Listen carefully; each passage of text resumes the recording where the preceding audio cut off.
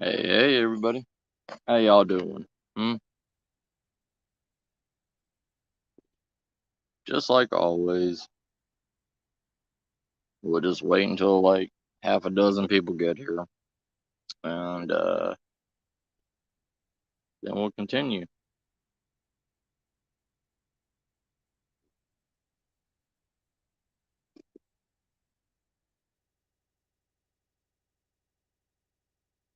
Hope everybody's having a good day.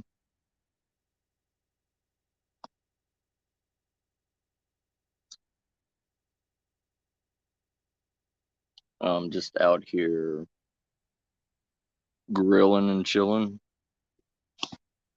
Let's flip this camera around and show y'all.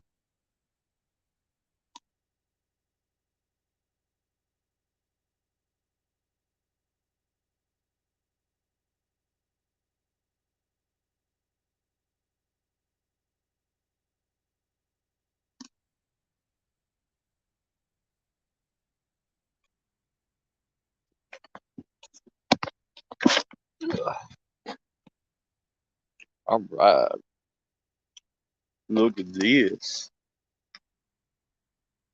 Ooh yeah, look at that fire. Look at that fire up underneath. Got corn on the cob, and yes, you're supposed to burn the husk to make it cook.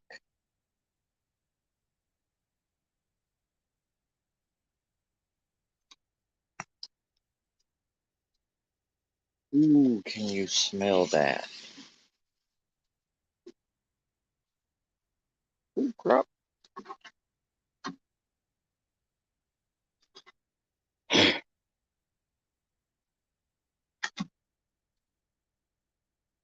Okay, those need to go over to the side.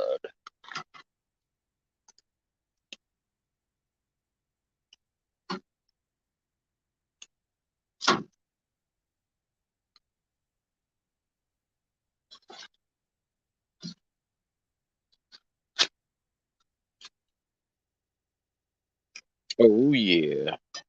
Hey Beth, how you doing, sis? It's all good. Thanks for stopping by, sis. You'll get some rest. I'm just cooking some pork. Uh,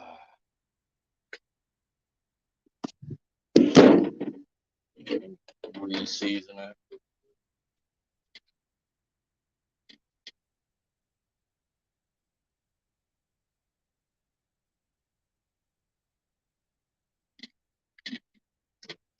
Uh,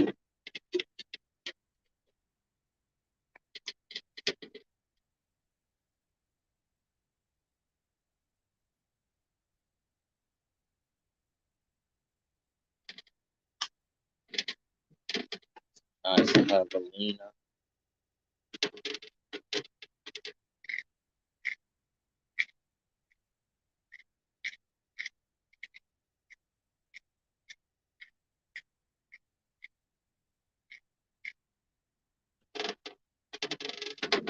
Ground pepper, sea salt.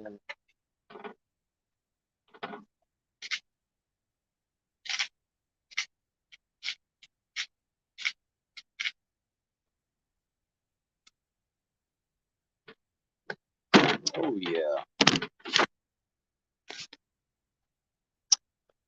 OCO, brother. How you doing?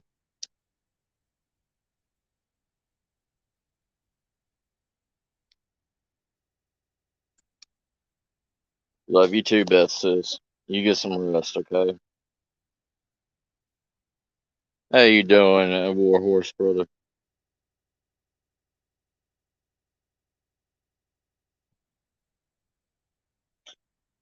I understand that, brother. I understand that.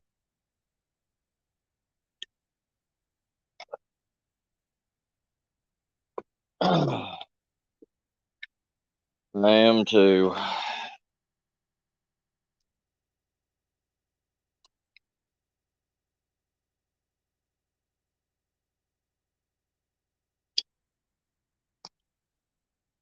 Yeah, I wished I could.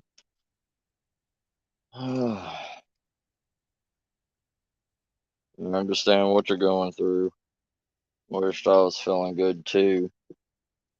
I have I got caffeine poison from being up 48 hours straight.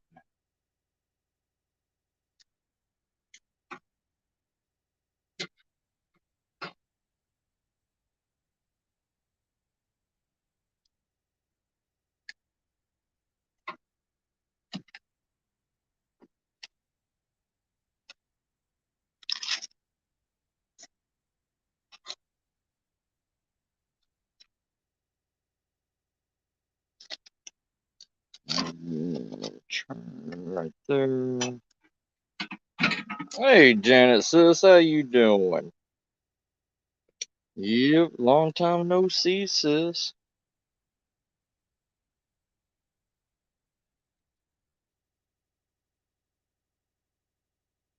Ain't that the truth, Janet?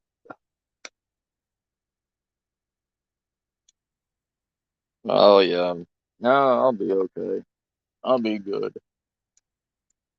Just gotta keep on moving, that's all I can do. What's up, Sonny? I would invite you over, brother, if you were here.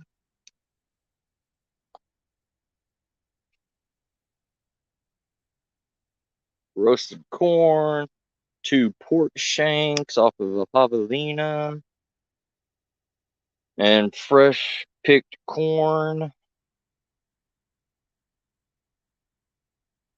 How you doing, Sonny, brother?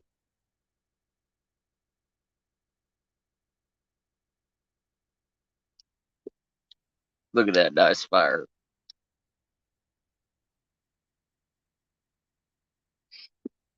My wonderful, wonderful cowboy grill.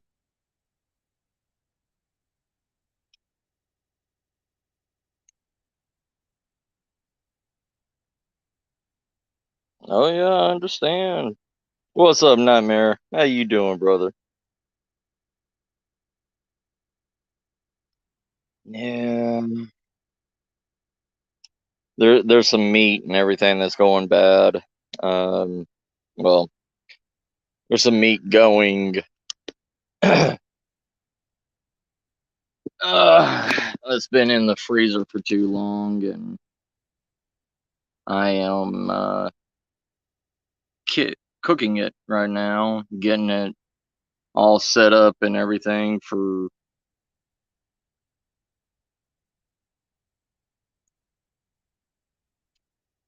getting it set up for. Oh yeah, Spooky. You wanna you wanna handle my meat, Spooky? You wanna flip my meat? Hey Texas, how you doing, sis?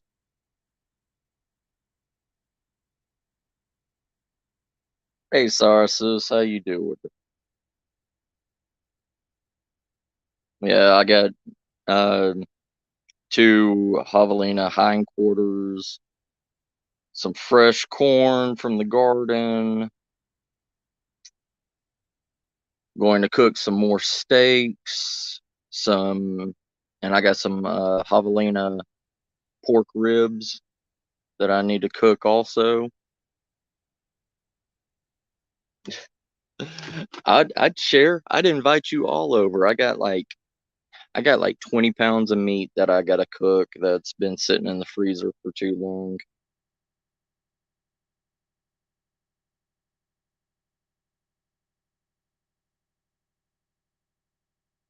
Yeah, I'll buy a good old cowboy grill. I could show you, I got that big grill over there too, but I love my cow.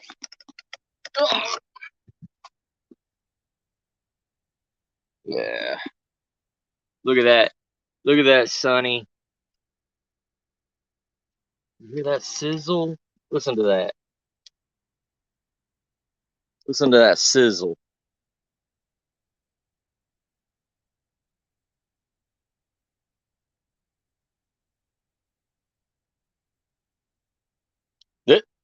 Right here. Right there, Sonic. There's your dead cord. I got 3 more ears, but I'm gonna save that because Miss Star wants some boiled corn. So I'm gonna leave her 3 ears. I got more corn in the fridge that I need to cook also soon. Sonny, just for you, I'll warm up a watermelon and I'll get it sticky sweet just for you, sir. Thank you, brother. Yeah, I got some javelina ribs that needs to be cooked. Got some venison back straps that I need to cook. I got some beef flanks that I need to cook.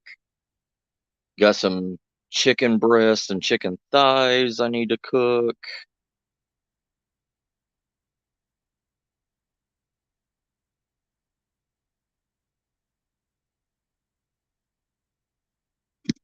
Uh, I'm gonna put a I'm gonna send out a link if Spooky and Sunny want Spooky, Sunny, do y'all want to join up on chat? Up on the panel? Do you wanna talk and smell what's cooking? I'm sorry, Texas sis. It's just a lot of meat that I have to cook. Hey, Cassie, I got a question. I got a question for you. Do you want to see my meat? Hmm? Hmm? You want to see my meat? I I literally do, Janet. I literally do. I I have deers that run through my yard in javelina all the time. So I just pick them off of my bow and process them on my land and shove them in my deep freezer. Oh, oh, it's big. They're very big, Cassie. They're big, flat, and round. They can they can squeeze into any spot. Here, I'm gonna. You like that, don't you, Nightmare? Yeah, I'm gonna throw a link into the chat. Give me a second. Invite, invite, copy to clipboard, post comment, paste, boom. Cassie, Sunny, Spooky.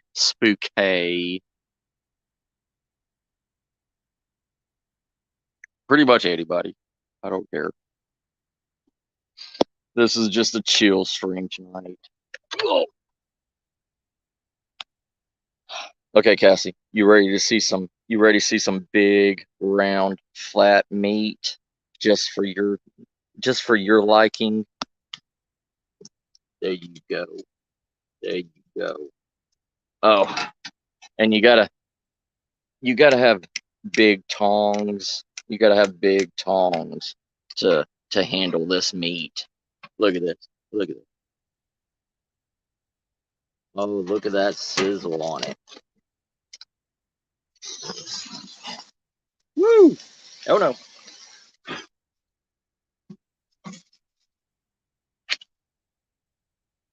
Ugh. Last turn of the corn.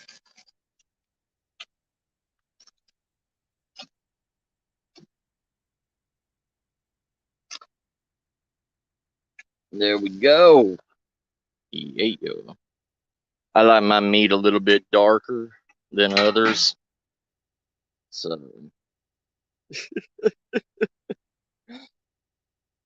oh yeah, big and brown and a little bit black. Ain't no white meat out here. It's all dark meat.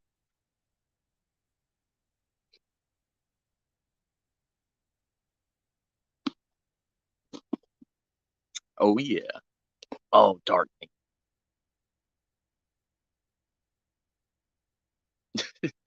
Oh yeah. All dark meat. All dark meat. All day, every day, sir.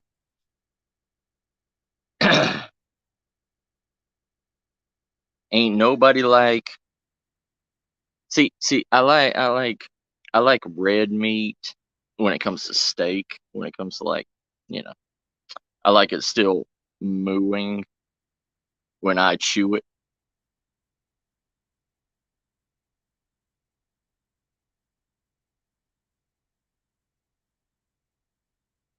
cause you know, meat. Like I told you in SHTF, I need my meat.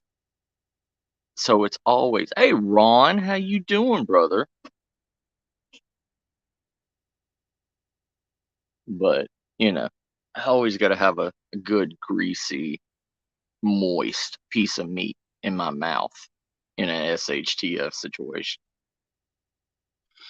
Whether it's little, or whether it's medium, or whether it's guando chichi, it's all good meat. But you gotta prefer whatever size you get in an SHTF situation. Am I right? Am I right? Chat, chatty, chatty don't love me no more, Cassie.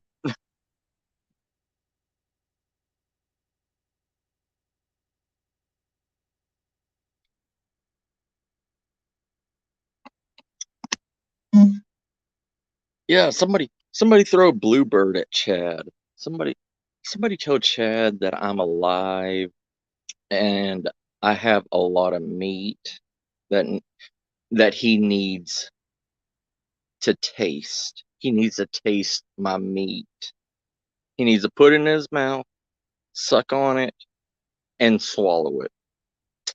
That's what Chatty needs to do with my meat.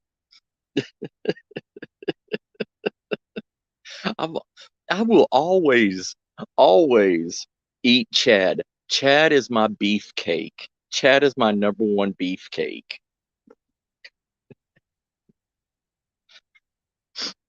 Hold on, Chad. Hold on. I got you, brother. I got you with the thick meat. Hold on.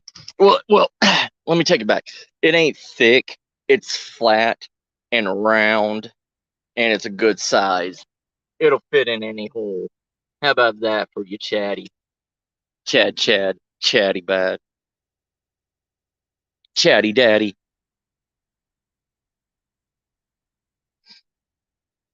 Oh, I got you, Chad. Oh, Chad. Miss Star wouldn't care if you took me for a weekend.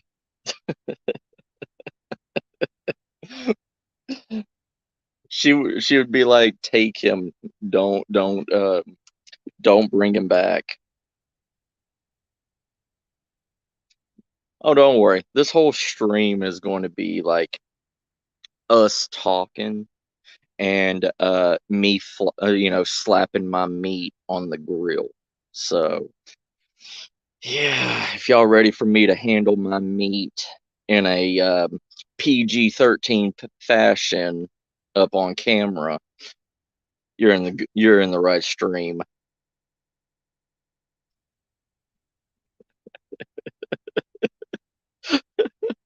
I'm ready to move this relationship to the next level too, sir. Oh,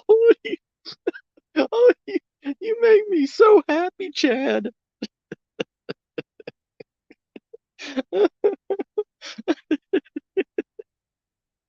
We're getting hitched. Don't worry, Chatty. Don't worry, Chatty. Me and you will make a perfect couple in our one bedroom one bedroom camper.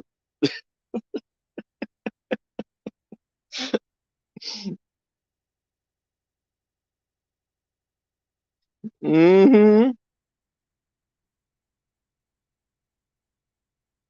Hey, Sam, you just walked into a PG-13 meat show. It's all meat, all day, cooking on a hot, steamy grill to make all the meat moist. How you doing, Sam?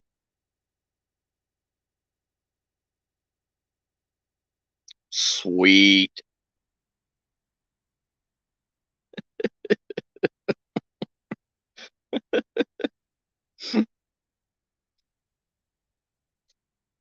Oh yeah, Rod.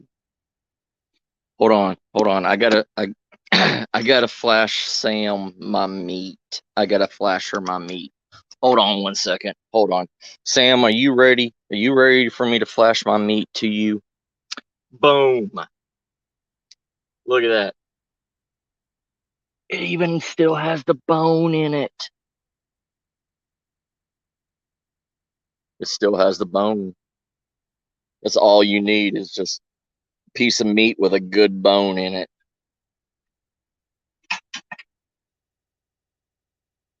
What's up, Jax? What's up, brother? All right. So, got that. That one's ready. Now I can throw. See, you gotta have good extendable tongs to handle meat. All right, that's ready. That's ready. That's ready. All right, let me throw these back on real quick.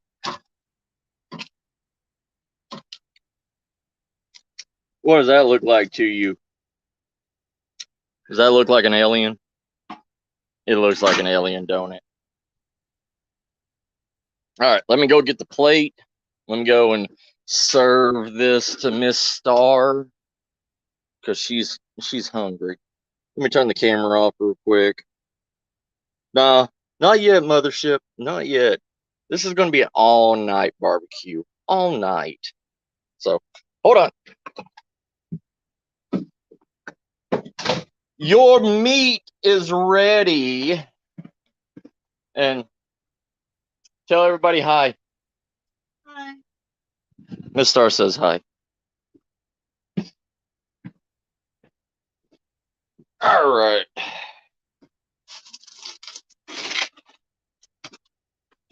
Do do do do do do do do do do do do. Do do do do do do. Do do do do do.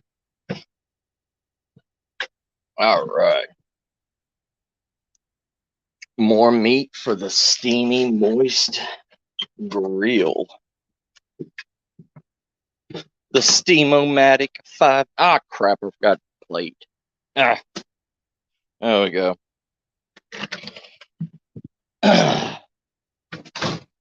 Forgot the plate.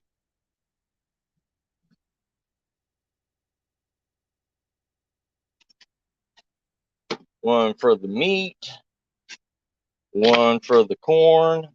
We're good.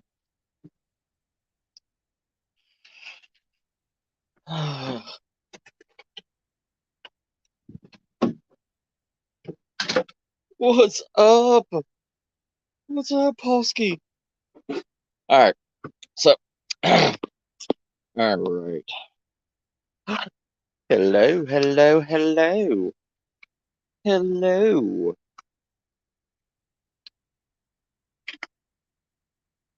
All right. So, mothership, I will show you what I'm handling with. Look at that. Look at this. Look at that meat drizzle. Look at that meat drizzle. Got like 20 pounds of meat that we gotta. Still has the bone in it. Oh yeah. Oh yeah.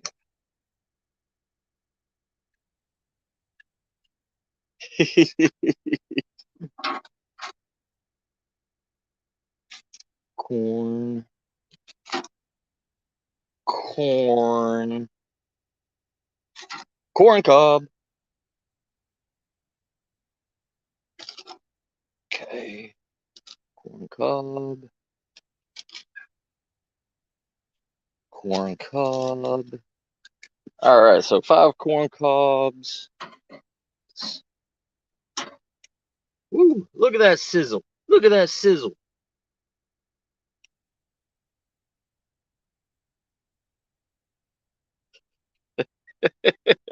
Thank you, Chad. Thank you. I love that sound. I get the thickest, juiciest, mouth-watering meat. Ah, crap. Damn it. I just knocked over my purple spray painted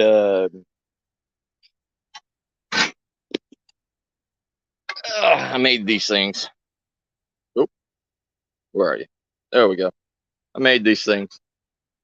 I have a little can with a little spin top on it, little oil lamps. Made these things. Look at that. All right. So, and it's just got basic seasonings on it. Black ground pepper, sea salt, pink Himalayan sea salt, onion powder, garlic powder. Look at that. Look at that. Ooh. Ooh.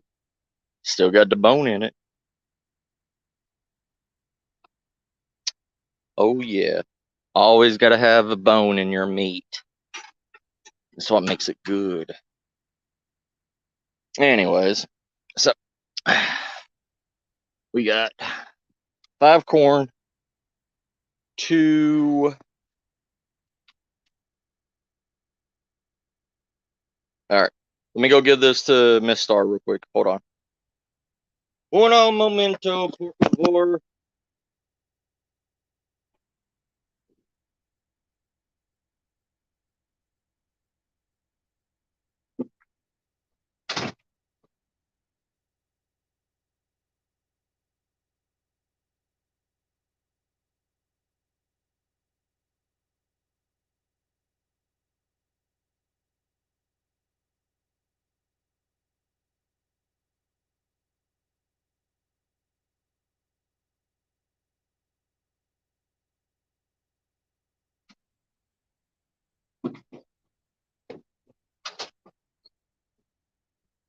Back out to grab my meat. Hold on. Back out to grab my meat. Do, do, do.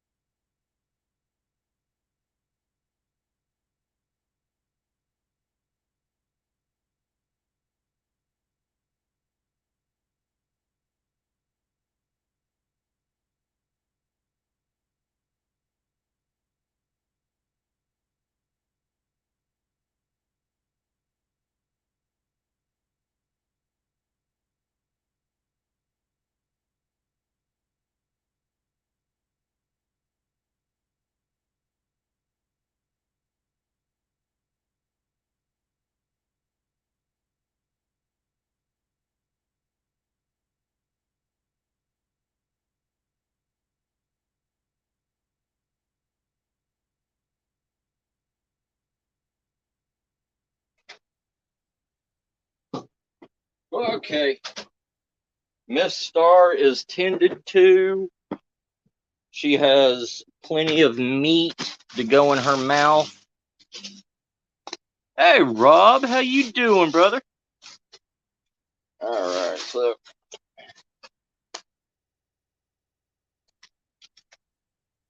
get this out of the processing package.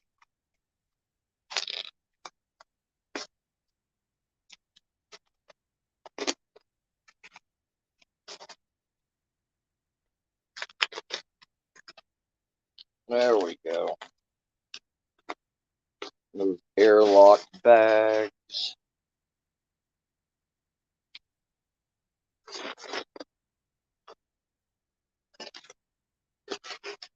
Always double wrap your meat to protect it from all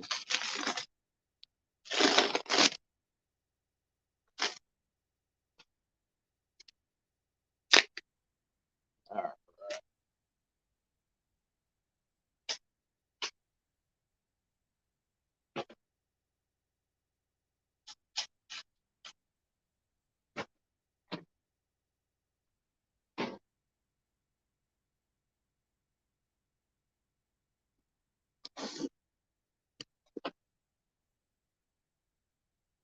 Yeah, always double wrap, Cassie. Always double wrap. Oh, hold on. Here you go. There's my other big piece of meat. 2.5 pounds. Ain't bad. Ain't bad.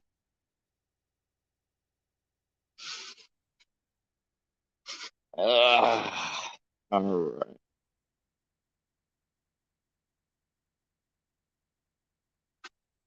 So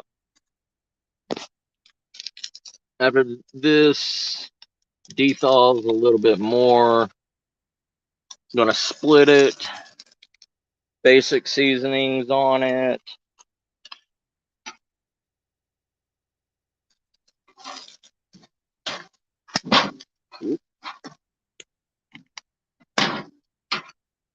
There we go. Look at that marbling.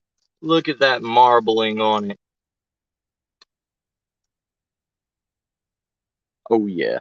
Oh yeah. Perfect. Perfect marbling. Perfect backstrap venison marbling. Corn, and I'm going to do some frozen asparagus with some diced onions, chiles, and a little bit of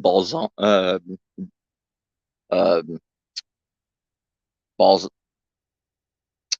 basil, but not basil, some kind of rice. There, some kind of rice, and don't have any mushrooms that's grown yet.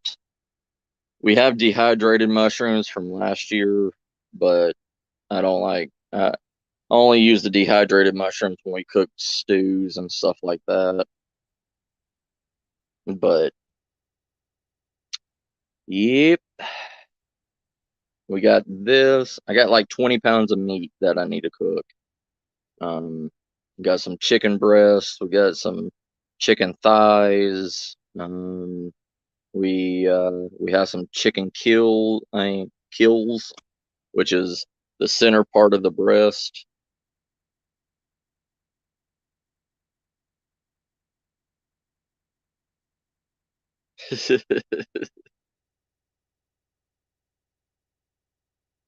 So how is everybody today? Are you all are you all having a good, you know,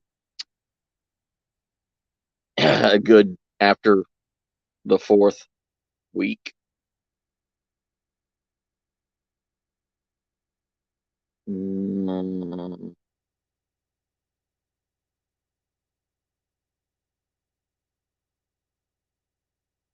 what's up, D brother? How you doing?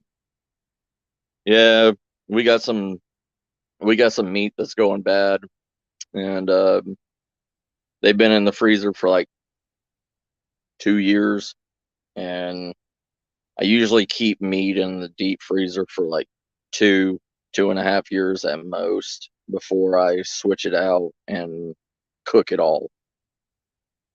So we're going through a whole entire like freezer purge so I can get some new deer and new javelina and take care of that, process them, throw them in the deep freezers. So, this is the way of a, homesteader prepper, it's just fun with your meat and your deep freezer.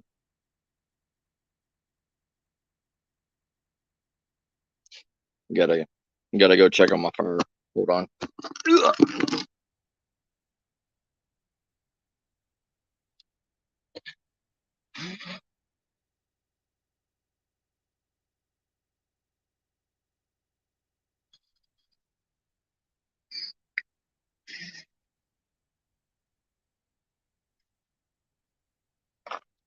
There we go.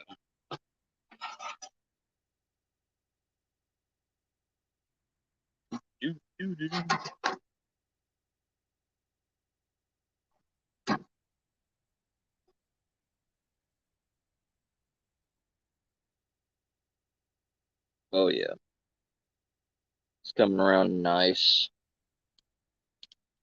See that, the little diamond shapes that it makes on it? I love that pattern. Love the diamond shaped grill.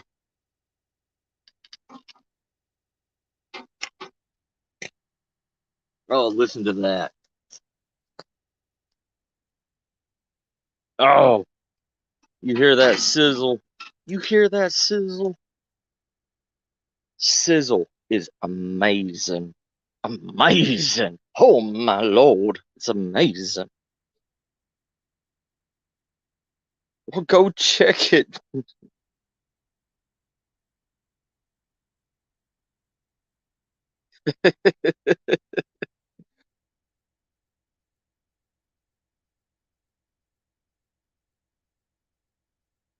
Ain't that the truth, D? Oh, thank you, fuck. Thank you. I know. I know. It makes me hot too. Makes me hot, playing with my meat all day. Oh, oh man. Give that probably about another 5 minutes. Then I'll start seasoning it. Give it that good de-thaw on it. Then I can I can rub on my seasonings, rub it into that meat real well. Because you gotta get it into all those crevices to make it taste good all the way down.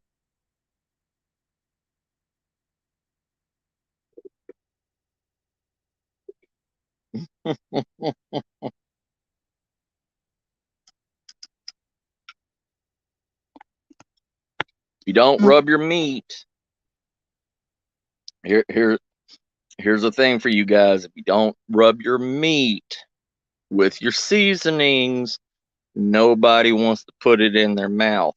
Understand? You always got to season your meat and rub it in really well.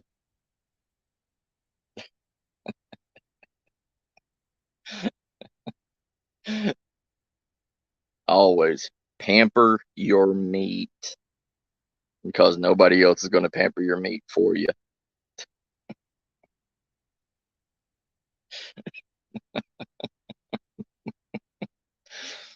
Sorry. No. Ooh, apple butter. I haven't had apple butter in forever, Ron. Miss old school apple butter.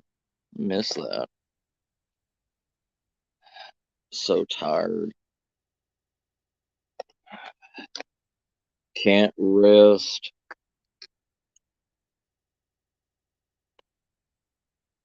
I'll probably sleep tonight. Right? You always got to have a good. You always have to have a good smoke after a good meat tenderizing and a good meat rub. After you rub your meat, then you can relax for a while.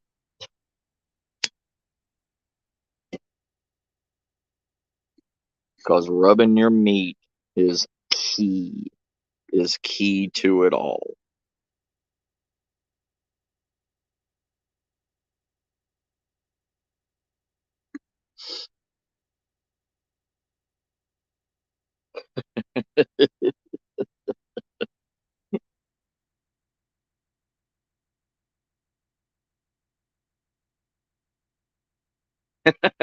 Right, right, D. You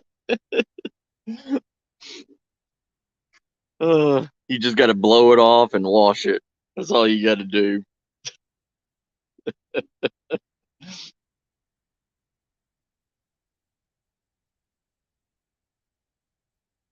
I've filled strips of deer woods and it started pouring down rain, and I had the whole entire back quarter of it taken off, and I was taking it to the to the sled, the meat sled, and I dropped the whole entire back quarter into like mud and dirty water, and I was like, it's okay. And I just like wiped it all off, and I was like, I'll clean it when I need to. I got home and I threw that threw that hind quarter in the freezer. like a like a year later, I brought it out, and I think it was like a year, maybe it was like 6 months. I brought it out of the freezer, and it still had mud and everything on it. I was like, yeah, it's okay. I'll just wash it off.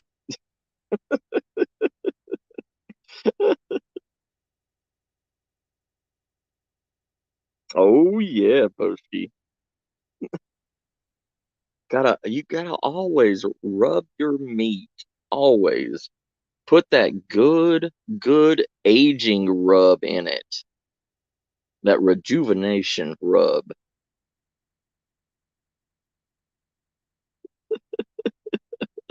You know a guy or two.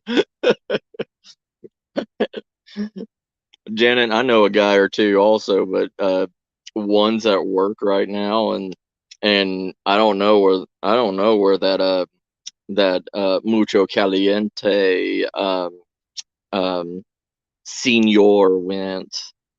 Mr. Spooky. I don't know where he went.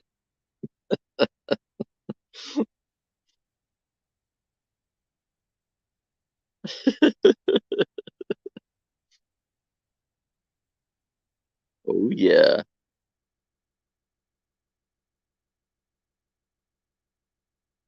See, you got to put vitamin A through Z with a capital D in any meat that you rub and any meat that you put on a fire. Because that extra D builds up the bone in it. It's all good, Nightmare Brother. It's all good. So, I'm getting this SUV fixed, okay? It's a 2003 Ford Expedition. I am going to start making a series on making a bug out vehicle. And I'm going to turn that expedition into a bug out expedition. And going to take y'all through step by step processes on how to enhance your ride, if you get my drift.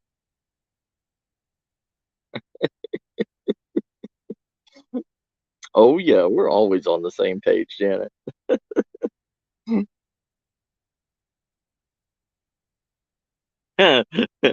Spooky's just afraid of me putting him in a sausage casing and making him a row of pork sausages.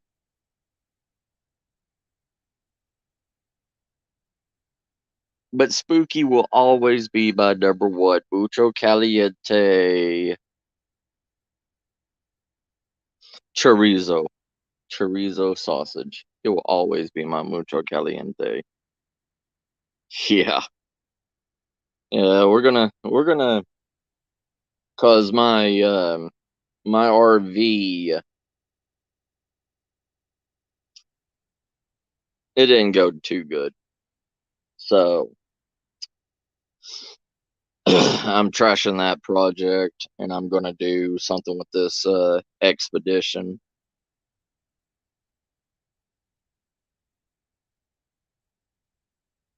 And then after I get that up and running and stuff, I will start taking y'all into really backwood locations and everything. Because I'm gonna get my cryptid hunting equipment back up again. Oh yeah, spooky sausages. Everybody needs a spooky sausage. But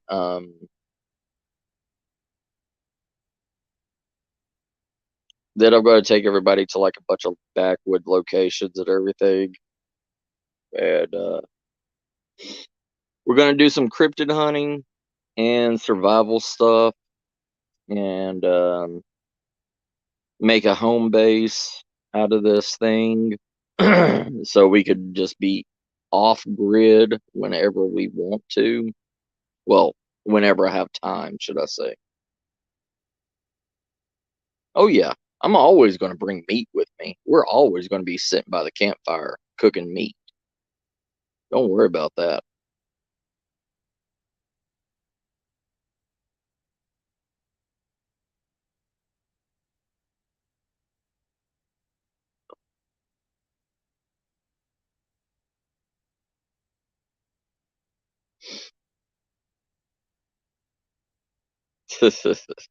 Right, sir.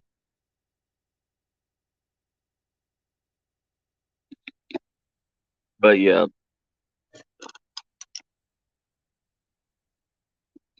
since I finally learned how to, since I finally learned how to make, run this camera and everything, um, now I can actually start making like real, um, real videos. Nah, nah, I'm just an average Joe. Sorry, I'm just an average Matthew. Average.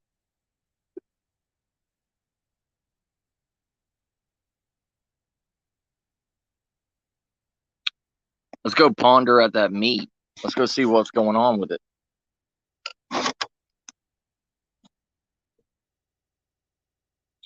Oh yeah.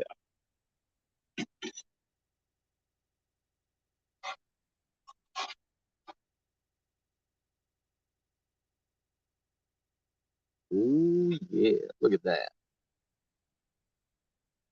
Look at that grid marks on it. It's coming around good. So we're gonna get garlic. And this is the thing, just put basic seasonings on your meat and it'll last forever.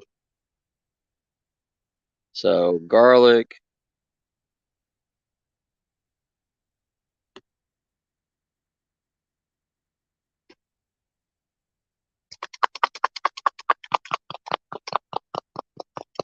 onion,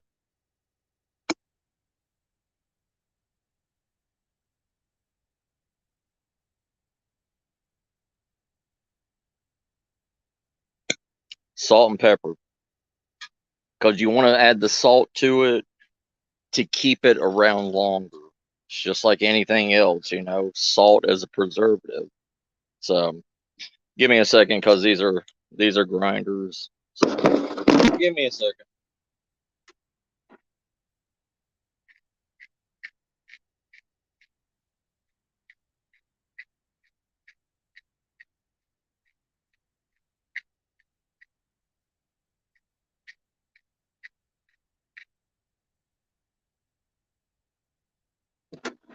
No momento.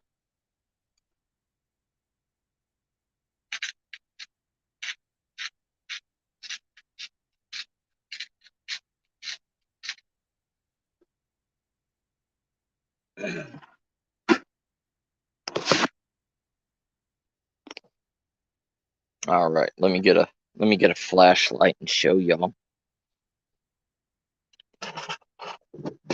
Ah,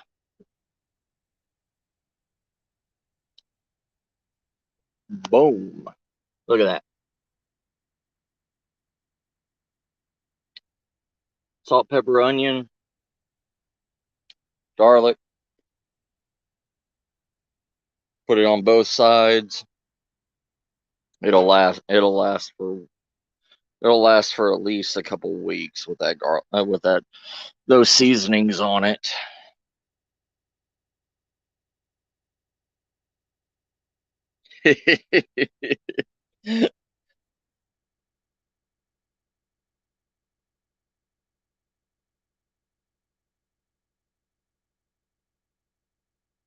Oh yeah, I could. I could, D. Nice. Nice, the birds are quiet. That's some kind of peace, right? Right, sir? It always needs lube. Always needs lube, D.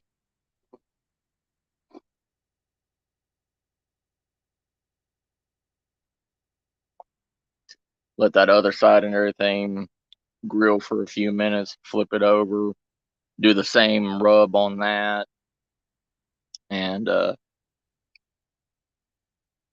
then you're good. I mean, just flip it over. You may want to add more seasonings to it every 3 to 4 flips.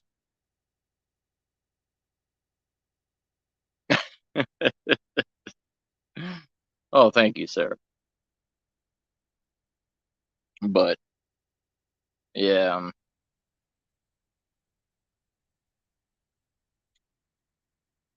so I am going to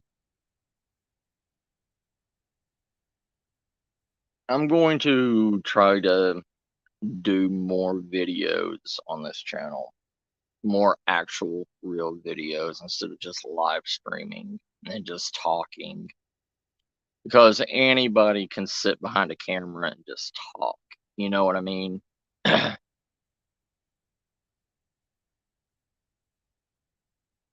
Oh, oh yeah, Janet. This whole week it's in the high hundreds, like 105 plus, with a heat index of like between 110 to 120 degrees. So yeah, it's been smoldering out here. Nice. Go eat, D. Have a good one, brother. You take care.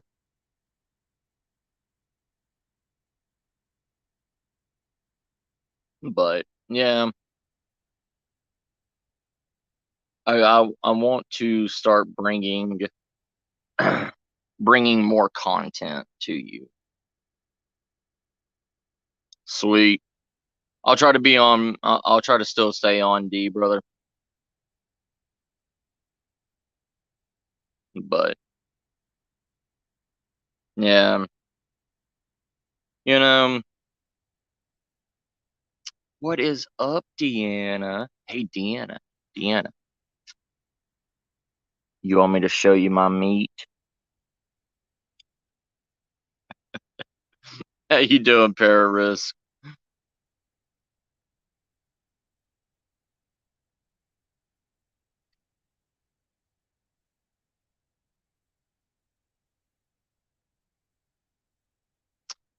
I don't have a Cash App or anything, Pararisk. I mean, I do have a buy me a coffee, um, and I just made buy me a coffee, and I just made sorry, what's that other thing that I made? Um, um, Patreon. That's it. That's what I made. But yeah, I don't have Cash App or anything for risk. No, no, I haven't ate my meat yet. But let me show you. Let me show you, Deanna. You ready to see my meat? Hold on. But thank you, Parasol. Thank you a lot. Let me show you. Let me show you. In the darkness, I'll flash you my meat, Deanna. In the darkness. Look at that. Look at that beautiful, beautiful, beautiful piece of meat. Ain't going to get a thicker piece of meat than that. Yeah.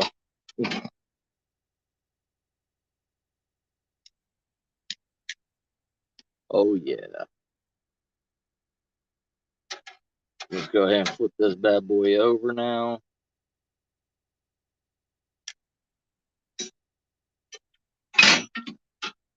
And let me go ahead and season this other side real quick. Uno momento.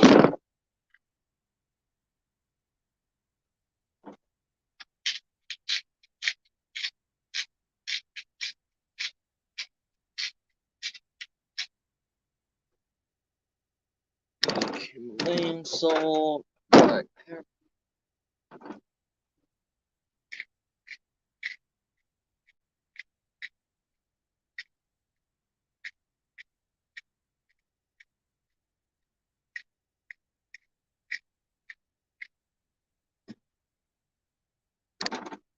And always, always,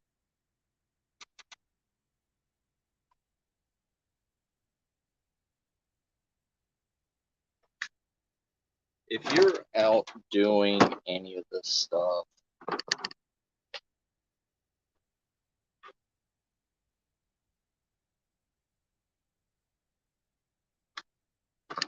if you're out doing stuff like, you know, paranormal investigations, if you're out doing trail hikes, anything that's out there,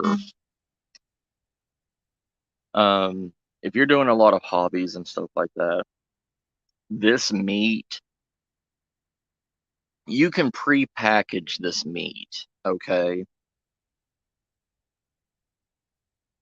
And a lot of things, if you know you're going to go somewhere and you're going to do a lot of strenuous activities, cook meat and you can put it in the fridge and you can eat that meat cold when it comes out. It's already pre-cooked. It doesn't need to be reheated.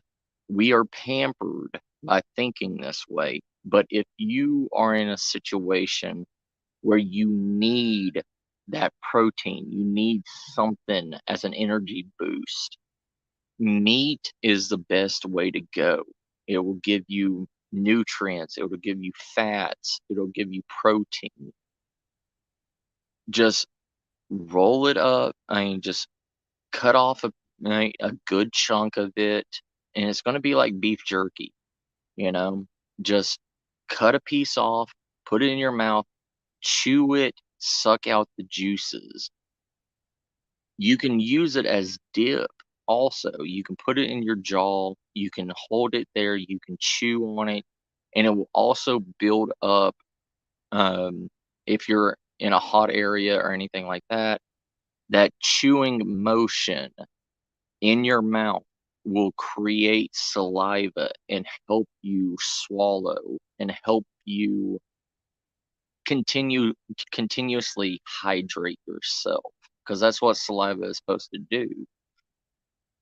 So always pack some meat with you wherever you go, because it's that whole entire purpose of making your stomach and making your body work and reactivate.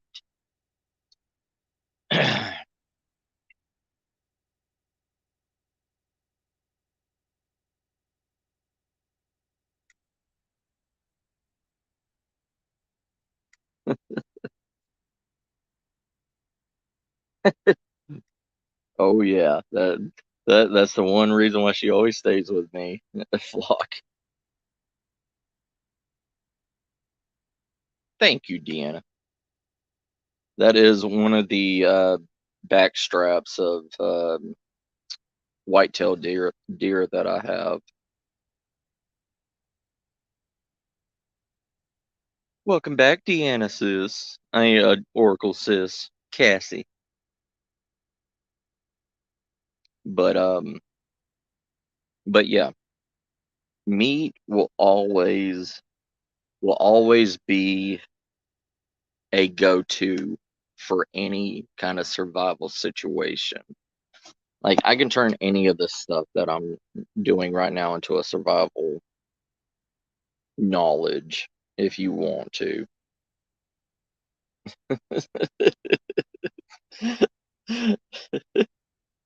Right? But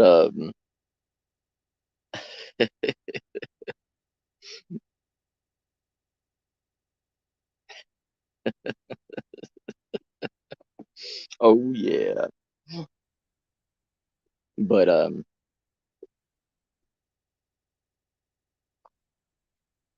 just always know in an emergency situation, put a good chunk of meat in your mouth and slowly suck on it, and you will be able to survive for a couple of hours just sucking on some meat.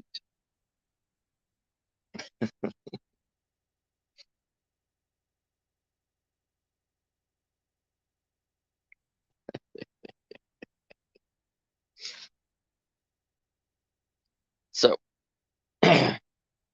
how is everybody tonight? I knew, I knew you would do something. You would say something there, Cassie. Always, you always got to put meat in your mouth. Yes. Chad is going to be a very lucky man, isn't he, Deanna?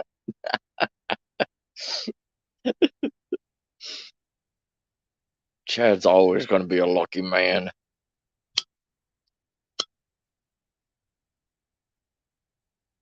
I'll even let Chad be the big spoon sometimes. Ooh.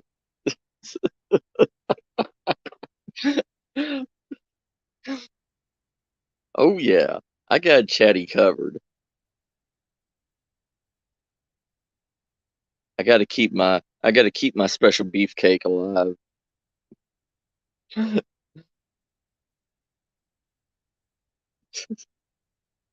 Oh yeah.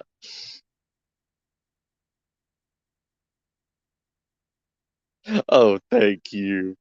I'm so happy. Spooky can be the cream in the center of our sandwich also. Spooky can be the mayonnaise in this meat sandwich.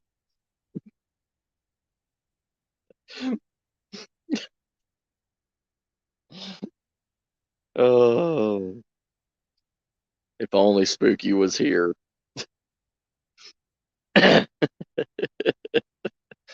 Sonny's the bread. Sonny's the bread to this. It's Sonny, Matt, Spooky, Chad, and Sonny again.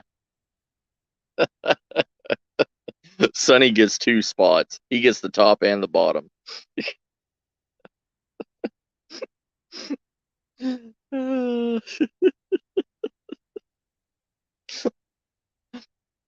That'd be a lot of meat. A lot of meat and mayonnaise.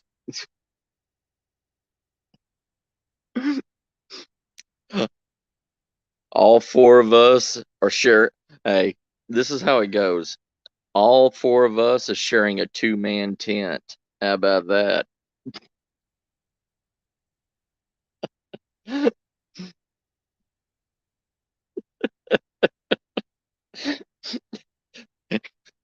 It's not a camping trip unless there's four grown men sharing a two-person tent.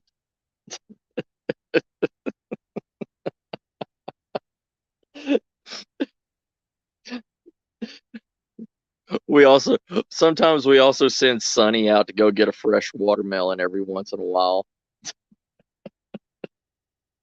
The watermelon plays a role sometimes.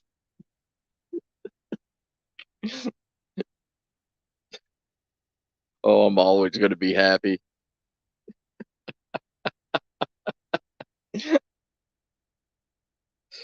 Me and my camo wedding dress. Actually, I'm gonna have a full black like tactical wedding dress. I'm gonna be able to hold all my knives and everything on it just in case. Oh yeah, oh yeah. We always send Sonny out first to go pick the biggest and the roundest and the moistest watermelon that he can find. You're sleeping outside with the melon.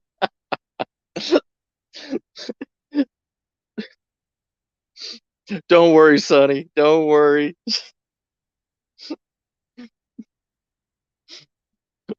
We'll wrap you and the watermelon up in a mylar blanket. Keep that heat going. What's up, Ghosty? How you doing?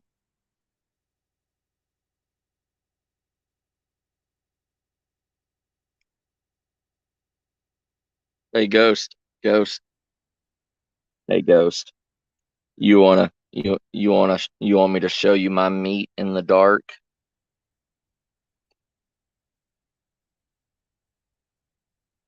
You love my hair. You love my hair, Ghost. You wanna run your little raccoon fingers through it.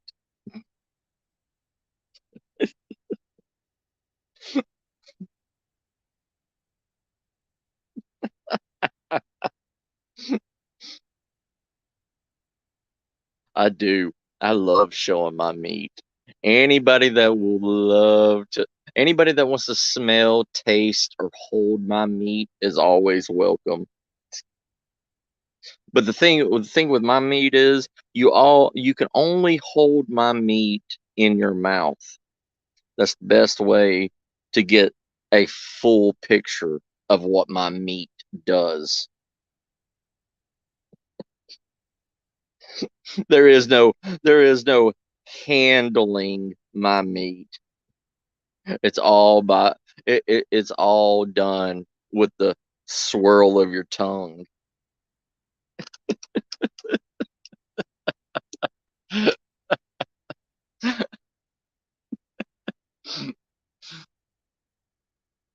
Oh shit.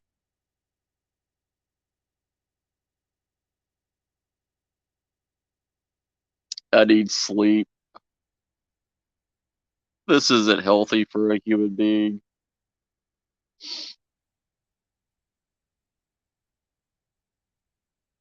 Hey Ghost, you wanna rub some seasonings on my meat there, big boy? Oh yeah. I got crickets all over the place out here. The cicada the cicada ain't around that much right now. I miss cicada.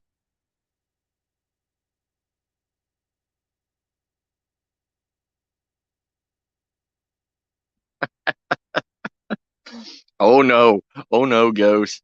I went I went and had that special surgery done. I got a big hunkin' piece of meat that's really fatty.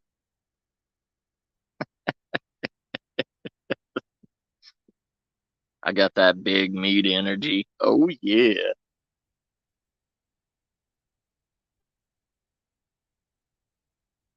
After I finish the cigarette. I know it's like a contradiction. I mean, because, cooking meat on a grill, it's already going to smell like smoke. But it's a different kind of smoke besides cigarette smoke. You know what I mean? I know, right?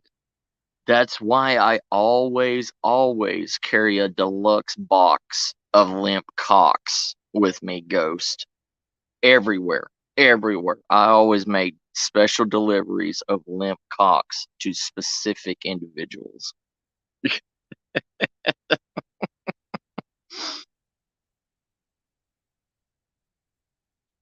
See, see, Ghost started it. Ghost started it with the limp cocks.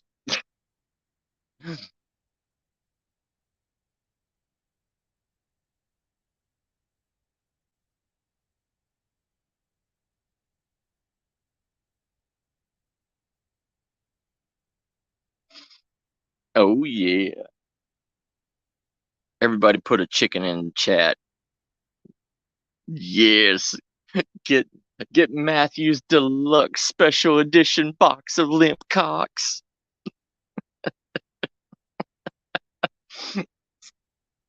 Oh shit. How's your snack packs doing, Ghost? Your your skunks and your raccoon.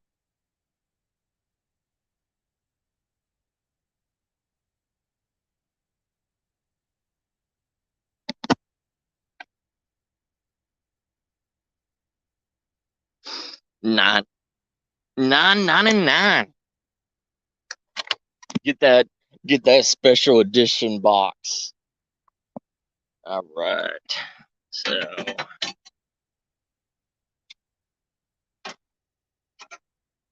oh, oh man, this meat is bloody. This meat's bloody. Oh, oh man, I didn't, I didn't know it was that time. I didn't know it was that time. I didn't know it was that time to have that kind of meat going on right now. Bloody meat. Oh, gotta, gotta, gotta clean that. Gotta clean that blood off. My bad.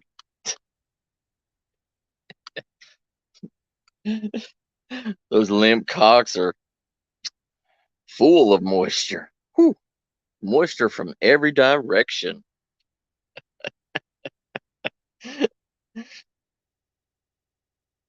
Super bloody. Super bloody and moist.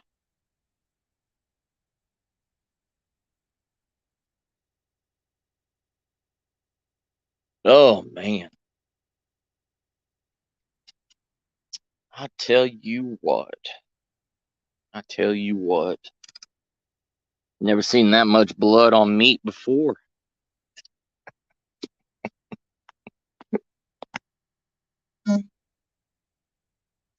Char it on the sides and throw it on the plate. Yes, sir. I would do that, but I like it like that. I like it bloody and alive and still mooing.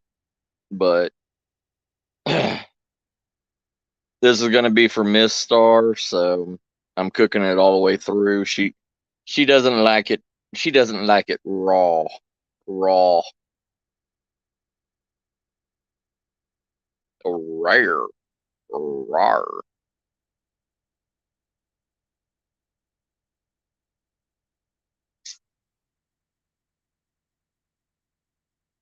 I always like a rough run. Whew. Oh man. Whew. That gets my nipples hard just thinking about it. See, I love mine like rare. Rare.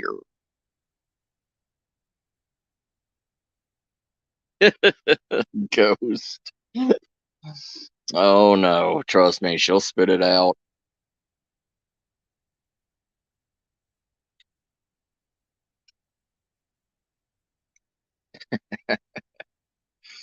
I don't know.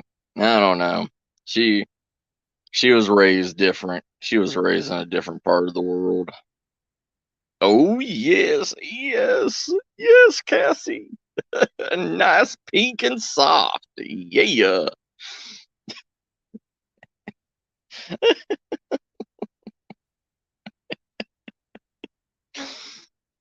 I love you, Cassie. I love you, girl. It's a score when we get somebody as innocent as Cassie to say something amazing like what she just did. Mwah. Perfecto, Cassie.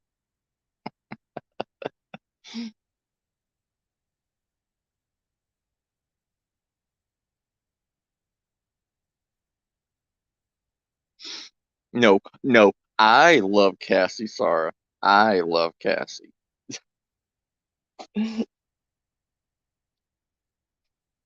You know, you know.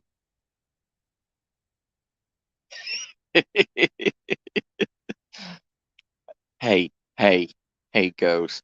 We gotta Cassie, Cassie, Cassie's more innocent than we are, sir.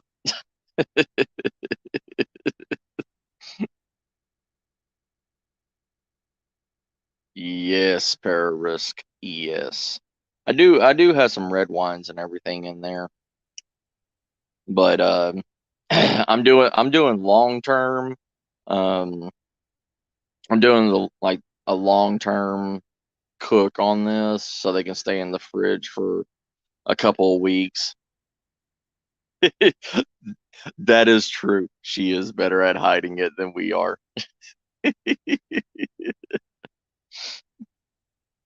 I can have them all. I can have them all, Sarah.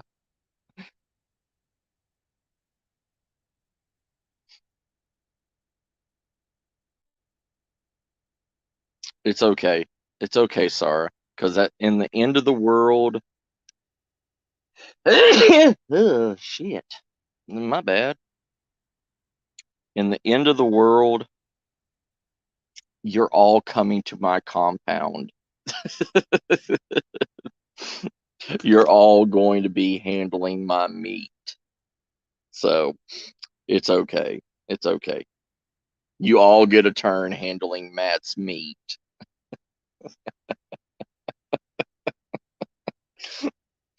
Oh shit. Oh god. Everybody does want a piece of Cass, don't they, Janet?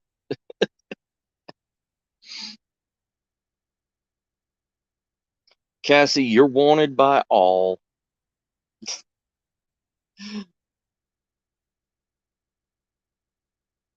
I don't blame them. I don't blame them, Cassie.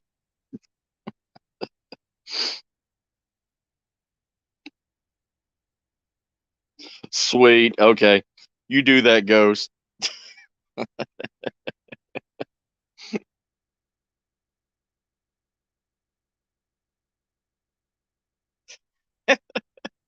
Oh, Deanna. You know you would fight for Cassie.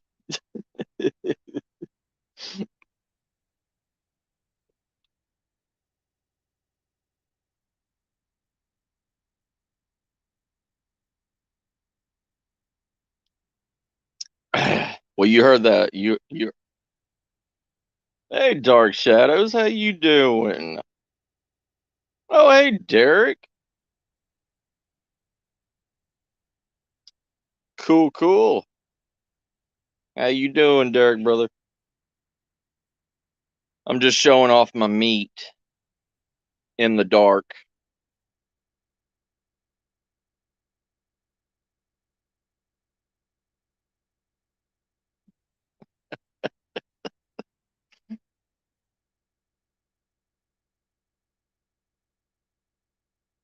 Ooh, I wish y'all had smell-o-vision because it smells amazing. My meat smells amazing.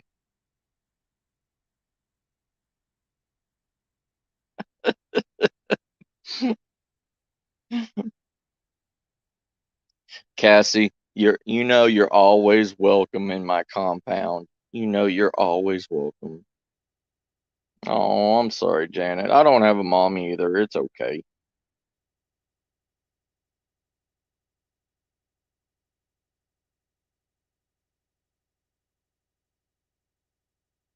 I know, right, Flock? That would be awesome. We need to we need to tell YouTube to put Smell-O-Vision on live streams. Hmm.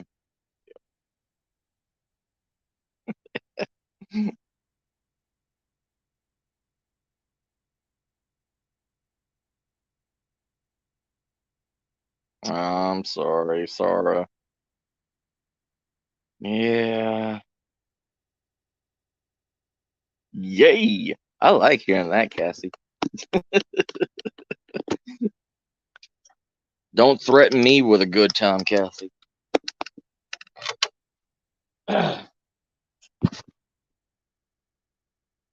Oh, look at this. Look at this meat.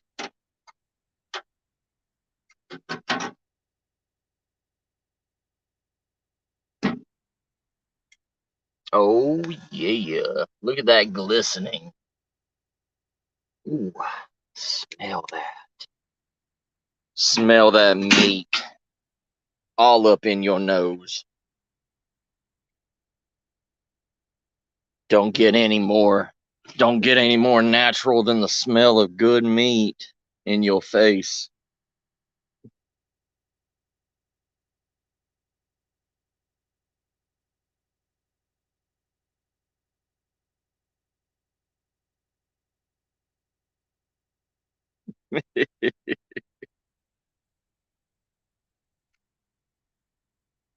I'm sorry, Pararisk. I'm sorry.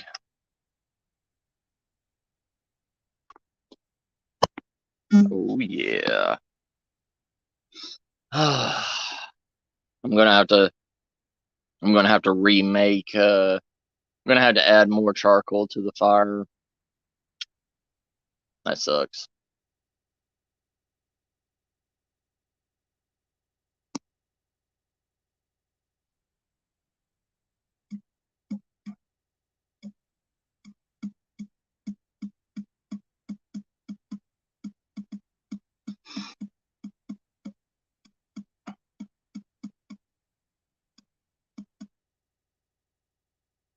The hell?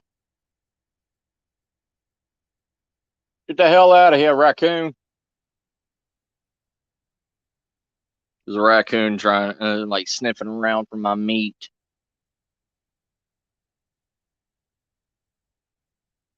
I tell you what. Raccoon comes and steals my meat. I'm gonna put him on the grill instead.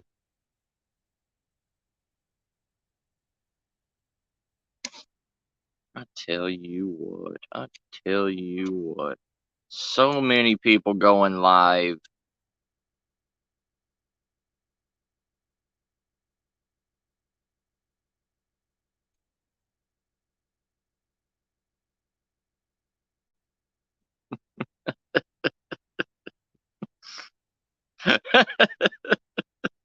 I knew what you were doing, Cassie. I knew it.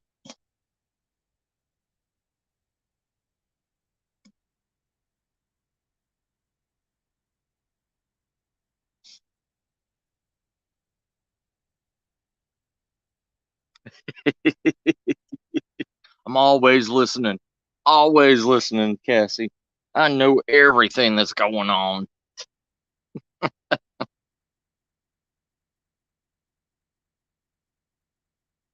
Oh, I'll tell you what, Janet. If a raccoon puts its nappy little fingers on my meat, uh, I, I will throw him on the fire or her. It doesn't matter to me anymore.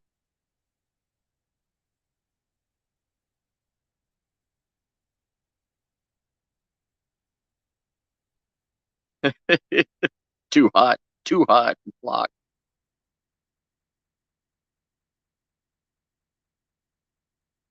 Uh, so, are y'all?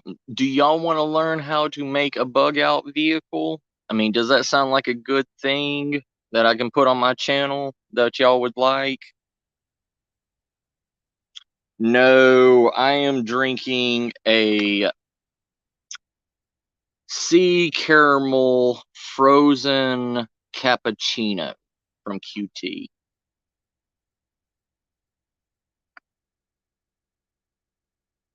Non-caffeinated. I just wanted something cold in my mouth for once.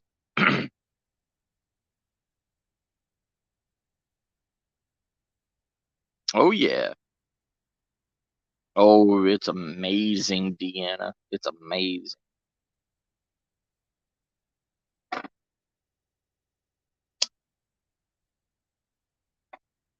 It's like it's like a slushy, you know? It's like a cappuccino slushy.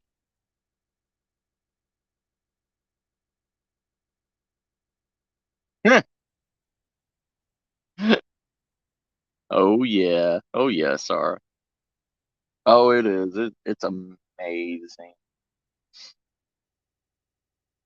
But yeah, I'm gonna have to put more charcoal on the fire. This sucks. This sucks.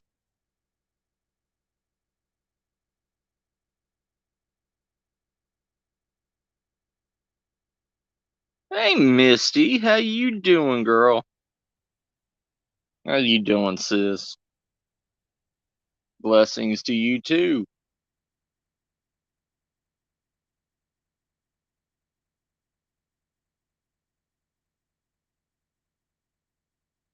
No, I don't have one of those, Deanna. I have we have Caribou. We have Caribou Coffee Company here.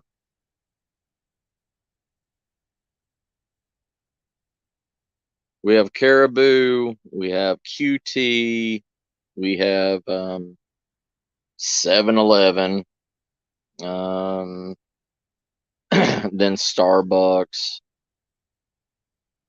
But the QT, they actually have frozen cappuccinos that don't have any caffeine in them. It's just like the flavor itself.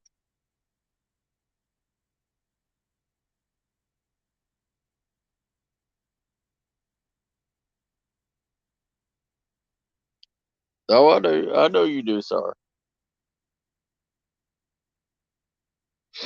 But yeah, if y'all want to see me, if y'all want me to make like a YouTube vlog of making this expedition into a bug out vehicle and doing some off off grid camping and everything and like cryptid hunting and stuff like that, let me know. Like just give me a thumbs up.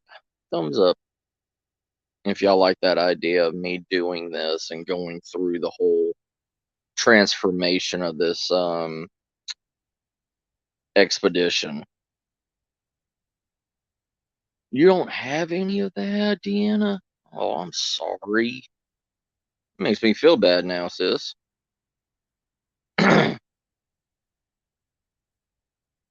Awesome. Okay, sorry.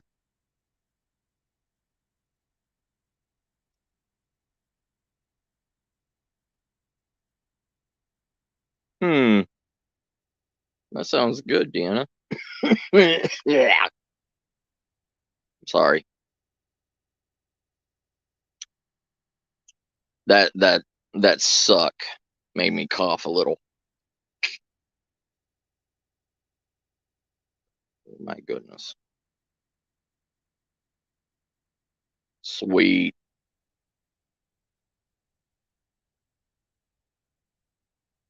Yes.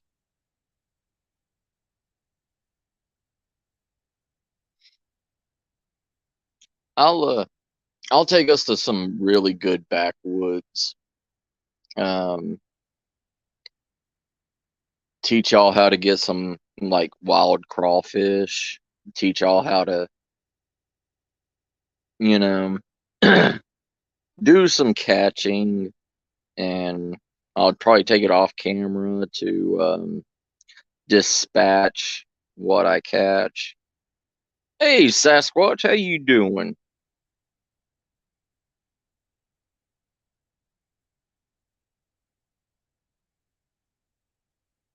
All right, Risk. Yeah, I'll do a lot of this stuff later. I'll show the whole entire transformation of it because a lot of people believe that they need campers and all this stuff to go out into the middle of nowhere.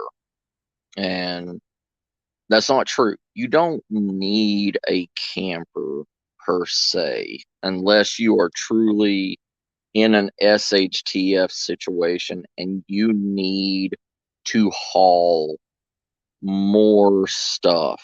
If you need to haul your preps and all that stuff away from your house because something's coming to it to destroy your place. Ah, sorry to hear that, Sasquatch. All right, sorry. But, like they call it bon crap.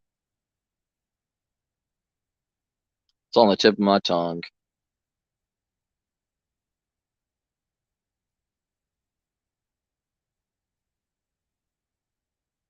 Crap. Not bayouing. It's pretty much going off grid for a long amount of time.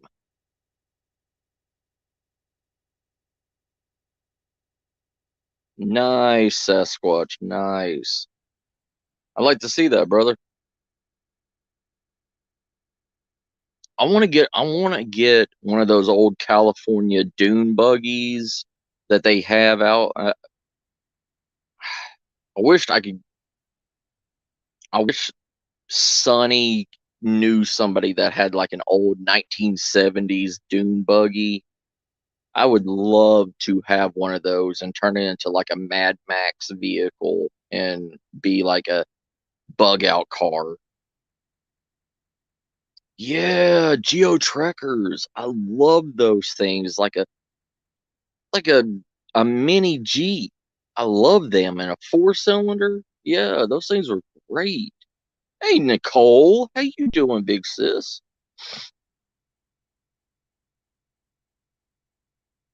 I know, Janet. I know he's the man for that, but I mean, see, because it's really hard for any places outside of California to get dune buggies or anything. Yeah, oh, a Baja buggy. Oh,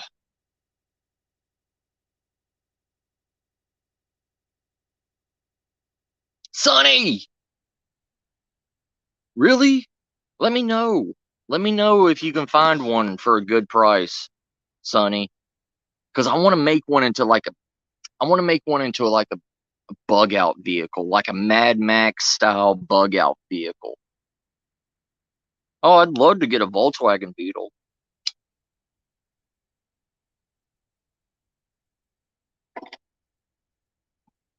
I want one of those Volkswagen camper vans or a Volkswagen Rabbit.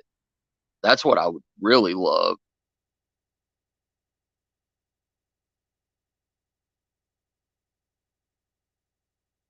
Nice, Sasquatch.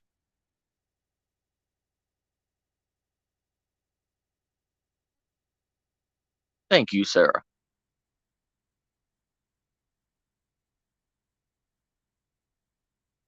Ah, are you serious, Nicole? There was a 72 Volkswagen Beetle that was for sale, like around, I mean, like on the road going to my neighborhood, but they ended up selling it for like 3 grand, and it didn't even run. And I was like, crap. But I've always wanted a dune buggy. Always wanted one. One of those sand crawler dune buggies from like that old cartoon show.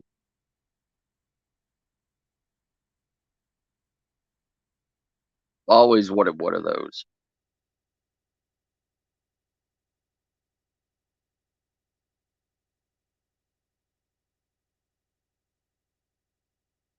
Love you too, Sarah.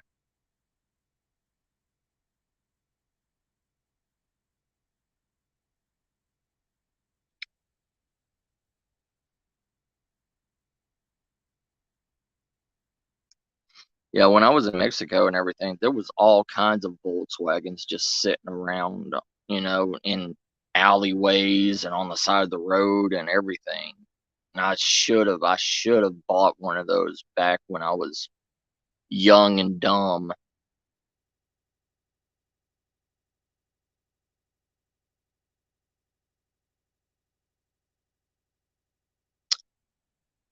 Really, Nicole? How much you want for it, sis? Is it a stick or automatic?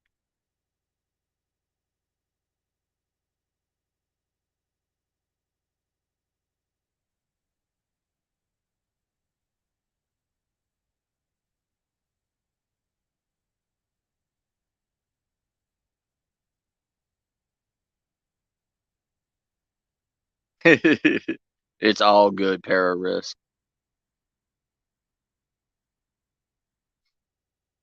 Yes, ma'am. Ooh, is it automatic? How much? Talk to me, sis. Tell me.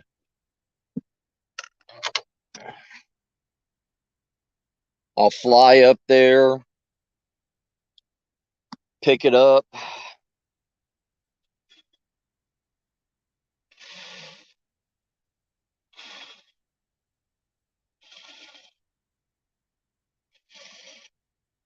Let's flip my meat.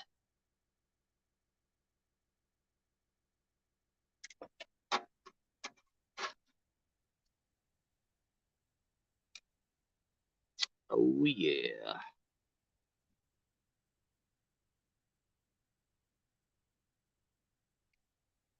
Oh, that fat is so juicy. Juicy, juicy fat. I love it. 100% juiciness on that fat.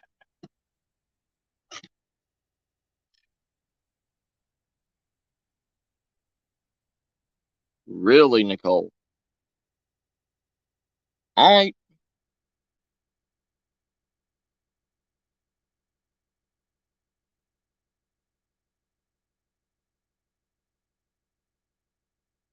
That's fine. That's fine, sis.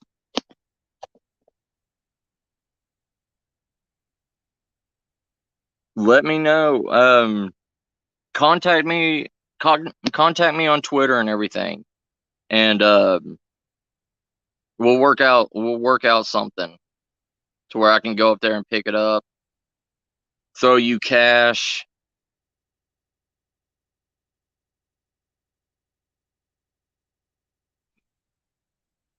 Well, I know you need a camper, Ron.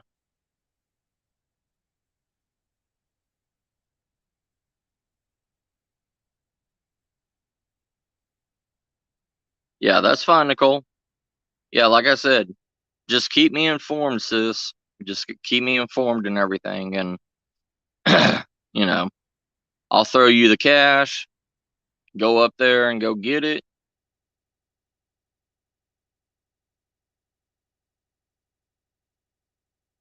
Oh, I understand, sis. I understand.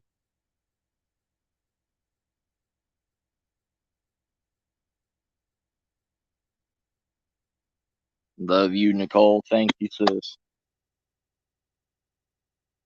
Because that's been my dream car is to have a good old Volkswagen Beetle.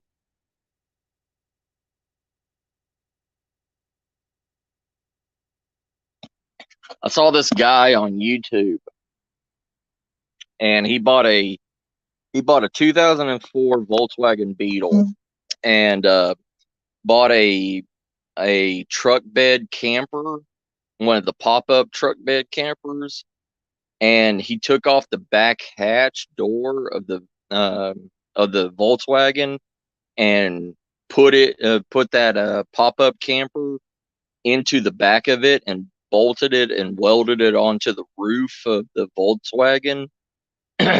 Did everything, and he lives in that. He just lives in it. Like he drives the Volkswagen, he drives the Bug around and everything.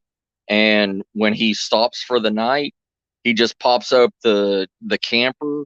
He has he has a bed in it. He has a kitchen in it, and he has a small composting toilet in it. He doesn't have a shower or anything, but he has a water pump on the inside where he can foot pump water, and he has a hose on the outside that he uses as a shower.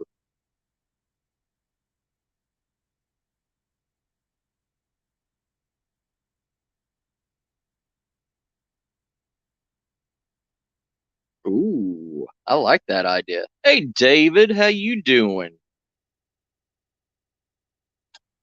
Yeah, there's so many things you can do anymore. Like, if you have a truck, you can buy one of those hard top camper tops bolted onto the bed of your truck. It gives you like like a 2.5 foot increase in there. For basic camping and everything, you could do truck bed camping. You could buy a small inflatable bed at Walmart for like $10.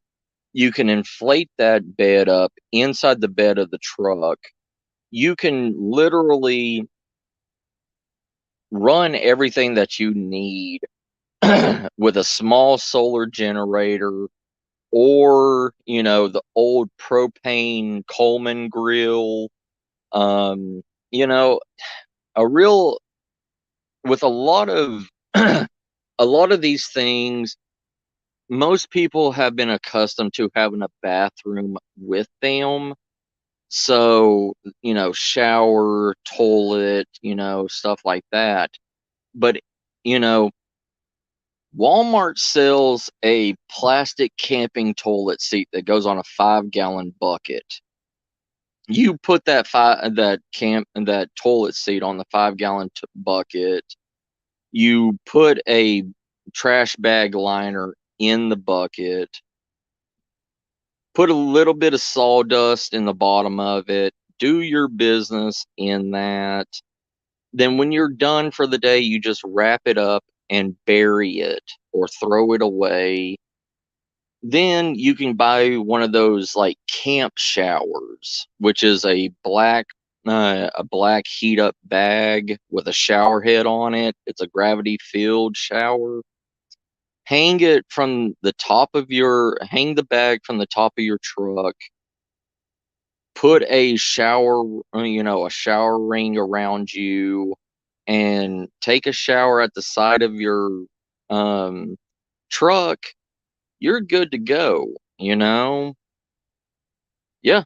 Find a hollow log, anything like that. Yeah. Yeah.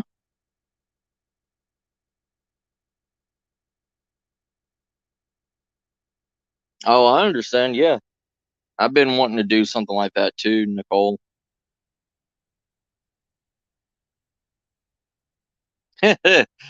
David, I ain't cooking anybody.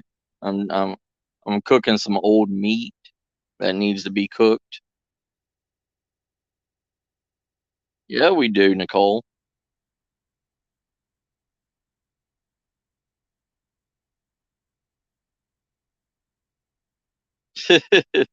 I ain't eating yet. No, I mean, I'm cooking and everything. Usually, when I'm cooking, I don't really eat because the smell of the food and everything makes me full.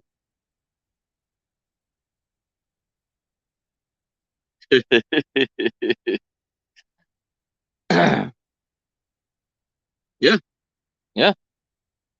I used corn cobs growing up with my grandparents. I mean, corn cobs is nature's toilet paper, tell you the truth. That and water. Yeah, you understand what I'm saying, Deanna. Like smelling the food and you don't really want to eat afterwards.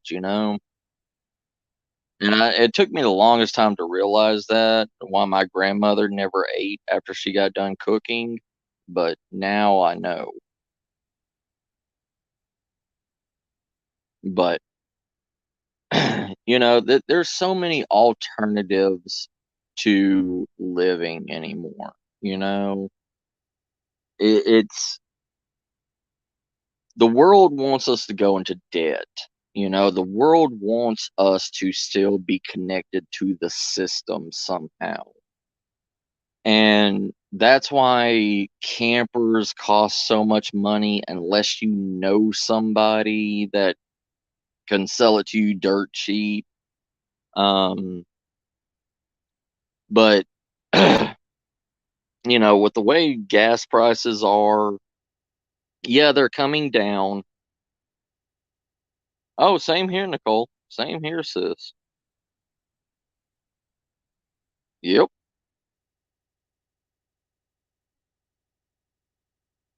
Nice. Nice, Sarah. But,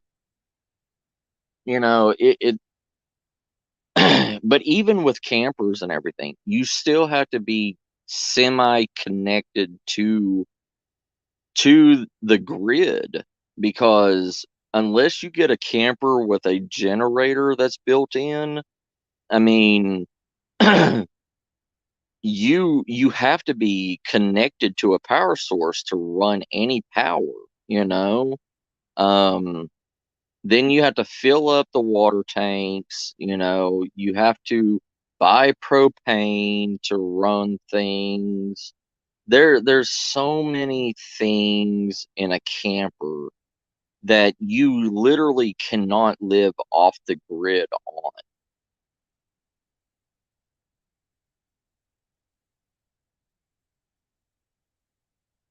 Oh yeah, Nicole, yeah. Yeah, yeah, I mean, yeah, it's almost done.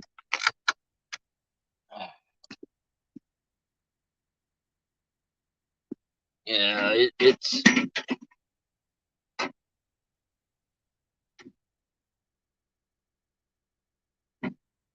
yeah. Yeah, that's cooked through. Yep, that's done. Let me go get a plate. Uno momento, por favors. Por favor. Be right back, fam. Yeah, you can make it solar, but I mean, that's a lot of that's a lot of cutting around a lot of things, especially if you buy a camper that's brand new, because like most of the like the stove and a lot of its power source and everything, like it's hot water heaters, it's electric and it's propane. So you need the propane for your stove, you need the propane for your water heater, but also you can bypass the propane with electric if you hook it up to a power source, but only for the hot water heater, not for the stove, you know? Oh yeah, yeah. Oh yeah. Give me a minute. Give me a minute. I'll be right back. Okay, fam?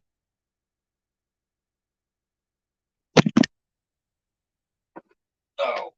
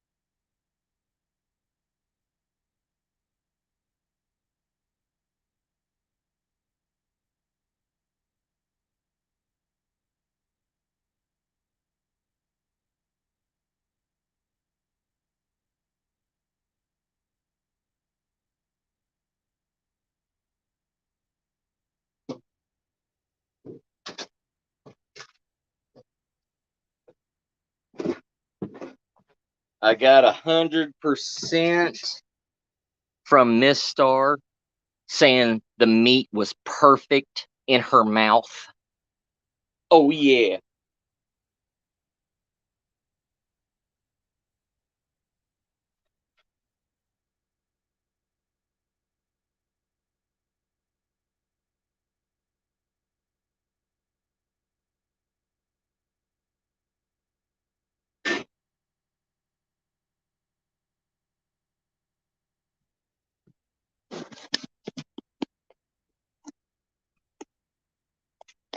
Oh yeah. Y'all want to see something? Yeah, yeah. Oh yeah. How about that?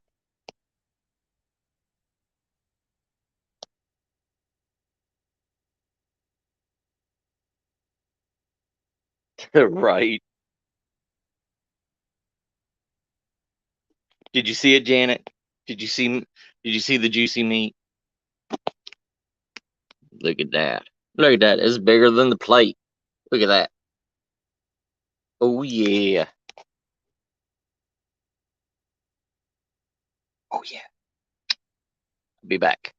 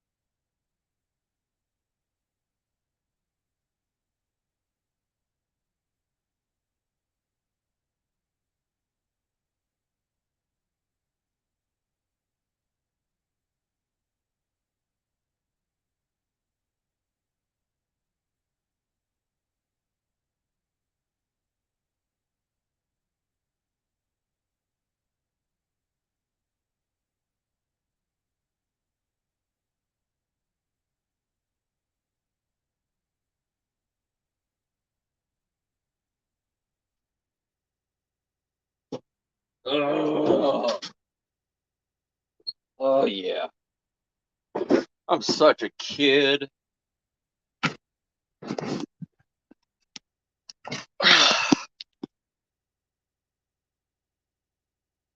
Such a kid. I got I got an ice pop.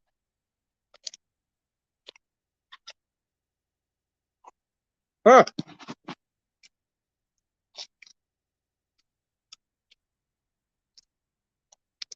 Yeah, she's grateful, I'll tell you.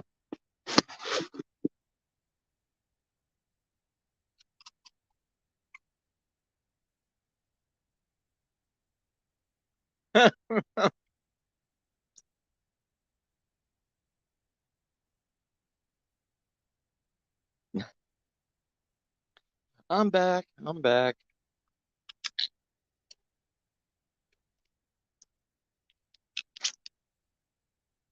Such a damn kid. But this is my one addiction that I will buy any day. These little ice pops.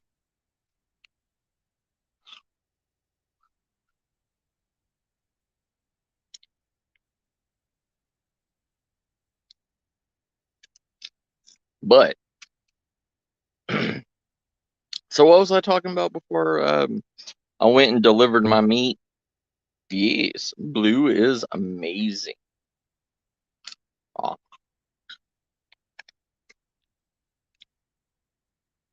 But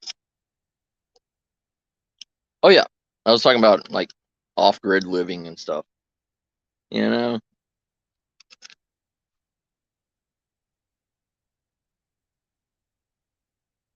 anybody could really live off-grid if they wanted to. You know what I mean? There are so many ways for normal people that don't have health problems or anything like that that can survive living off grid. Uh, there.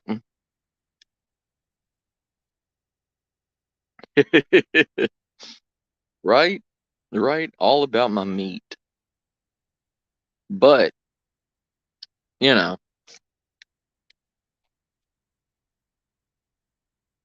it's the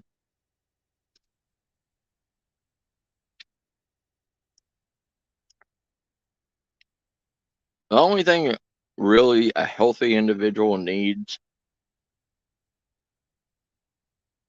is a way to get food. You know,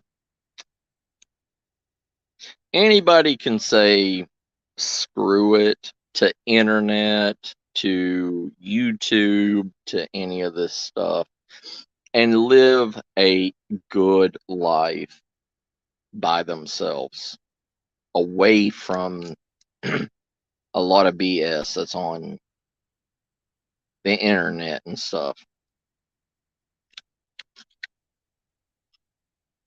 Thank you, Sarah.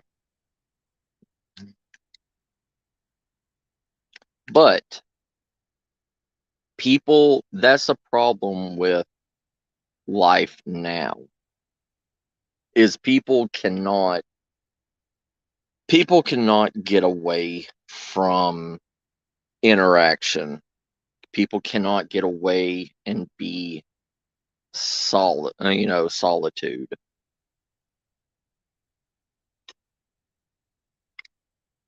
See, that's what I'm saying, Sarah. Like, you know, people that were born before the 90s, they have a better chance of being able to survive and going back to their original roots of solitude confinement than, say, somebody that was born in the 2000s.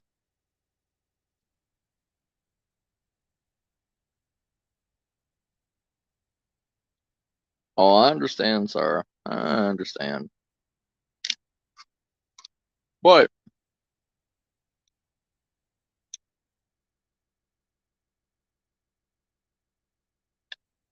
online is a curse. See, I was born in 84.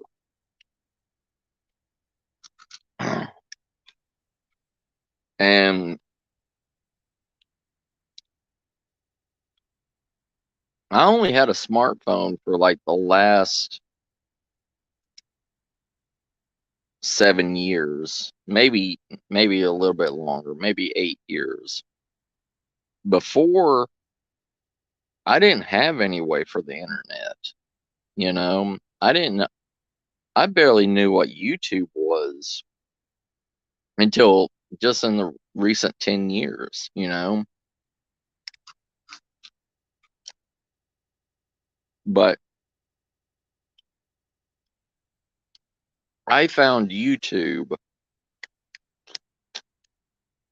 because of the group of people I used to hang out with. You know, a lot of people in the survival, prepping, you know, those kind of fields.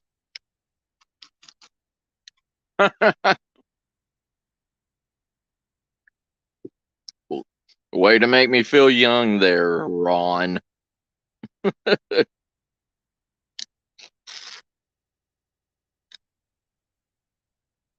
Thank you, Sarah. But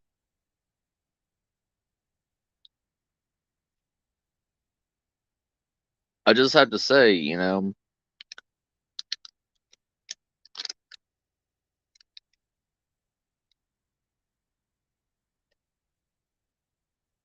pretty soon, 8 tracks. Oh, yeah. I hate to say it though, you know, we are setting ourselves up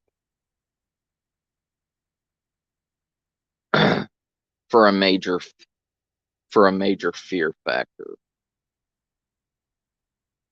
With the world the way it is, relying so much on technology and so much on communication through this kind of platforms and everything, podcast, all that stuff.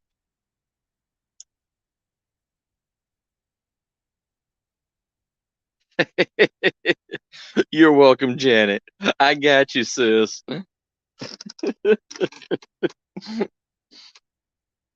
But there you go.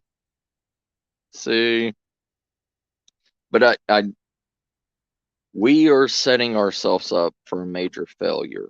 We are setting ourselves up for a social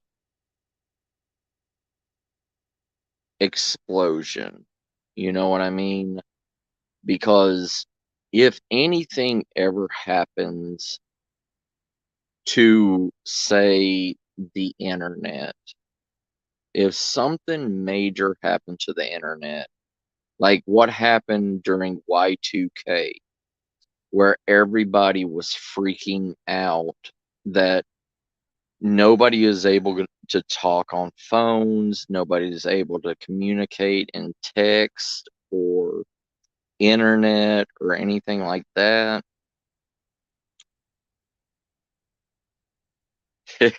I had a MySpace Pararisk. Oh, I miss MySpace. No. Oh, Justin Timberlake.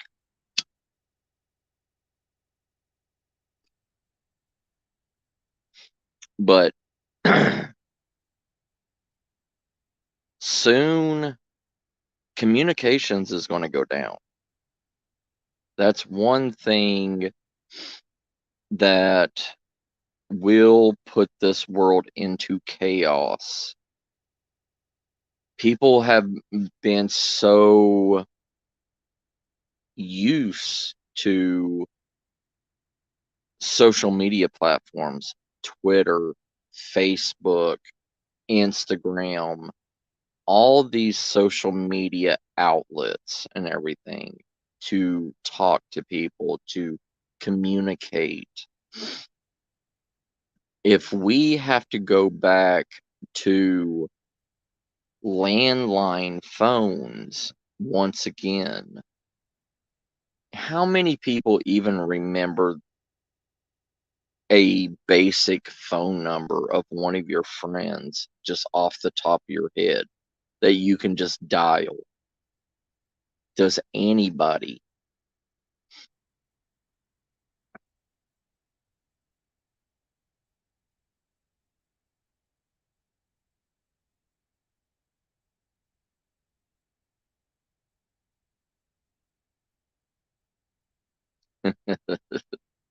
I graduated in 2002, so it was like Y2K. It wasn't a fear for me because I didn't have internet or anything, so I didn't have to worry about any of that. See, that's a thing, you know. If we have to go back to basic dialing phone numbers again, we don't even have a phone book anymore, you know. Remember the yellow pages that they sent out to your house every month with updated numbers and everything of businesses and your everybody in your neighborhood or pretty much everybody in your state. They don't even do that anymore. The yellow pages went to the internet to find phone numbers, and then it just died off. We do not have a telephone registry anymore. So if something major happened to this world, we wouldn't be talking to anybody like this. Yes, sir, Ron.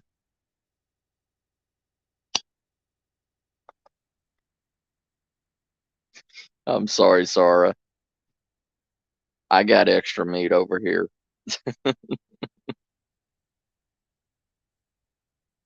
But that's going to be a downfall for a lot of people, especially the new generations. The new generations don't know anybody's phone number. They don't even have, they don't even want to type it into their phone themselves. They always just hit the contact, add a number, and hand you the phone and say, fill out your information, you know? And it's like me, I hardly even know my own phone number. So if I'm trying to give my phone number out to somebody, I forget it because I never call myself. So why do I need to know it?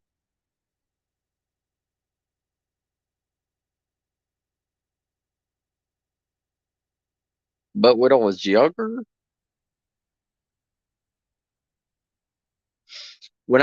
you had to know your home number.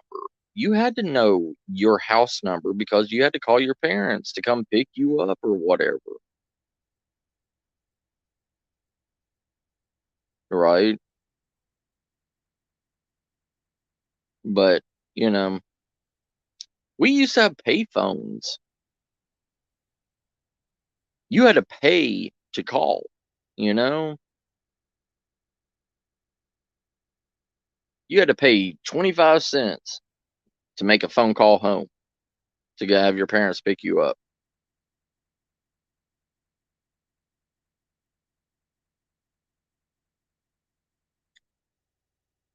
But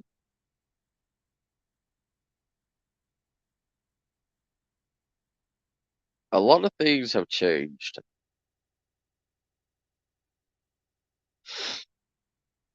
A lot of things have changed in the last 30 years, more so than than what we ever.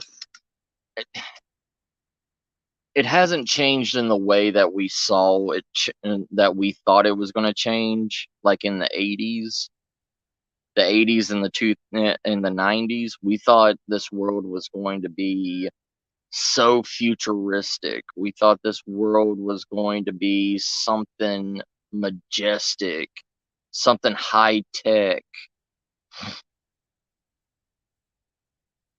Oh yeah, Flock, yeah. I mean, look at all the movies in the late 80s and early 90s. You know, we thought we were going to be on Mars by the year 2000, and that was in the 80s. Okay. In the 90s, we thought we were going to be terraforming the moon or terraforming Mars to live on. It,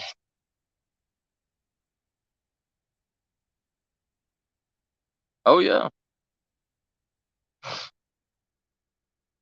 We had such high hopes for our technology and everything in the 80s compared to what we have now. Yeah, we have electric cars and all this stuff, but you know, we thought we were going to have like total recall. We were going to have computers driving us everywhere, and we were just going to sit in the seat and the car was going to take over and drive. It's now 2022 and we've just now made a car to where it can sense other cars or can parallel park on its own.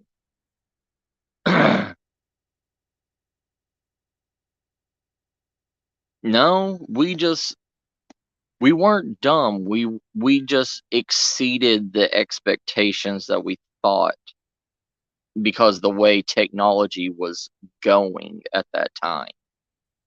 It seemed like in the 80s we were trying to exceed our expectations in technology.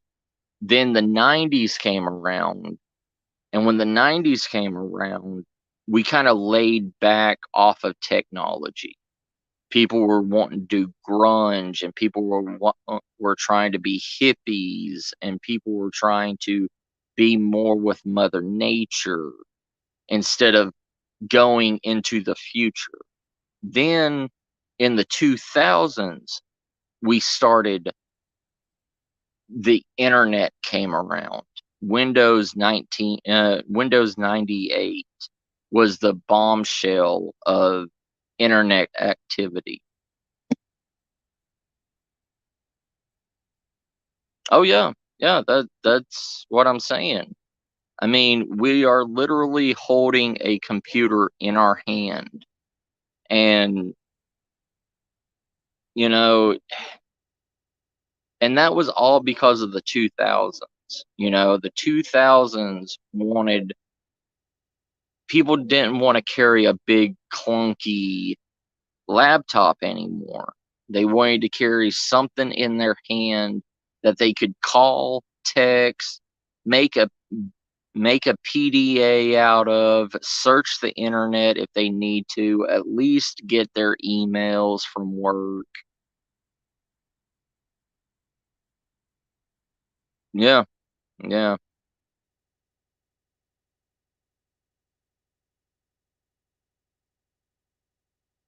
But, you know, after the 2000s, we started going back into the technology rage.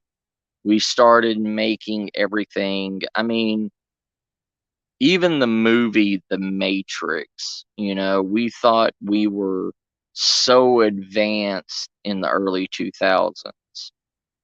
And that was nothing compared to what we have in our hands now. But it's still, we've put all of our knowledge and everything into making cell phones better, making cell phones easier, doing all this stuff instead of making the world a better place.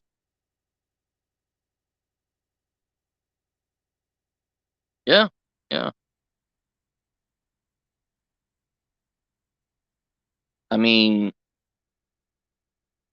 the stuff we could have been doing with the technology that we spent into cell phones and laptops and all this stuff, you know, we could have had smart cars in the early 2000s if we wanted to, but we didn't. Yeah, yeah, Pararisk, Ask Jeeves, all this stuff.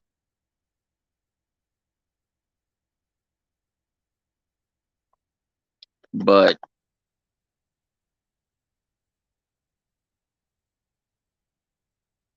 the world could have been more technologically advanced.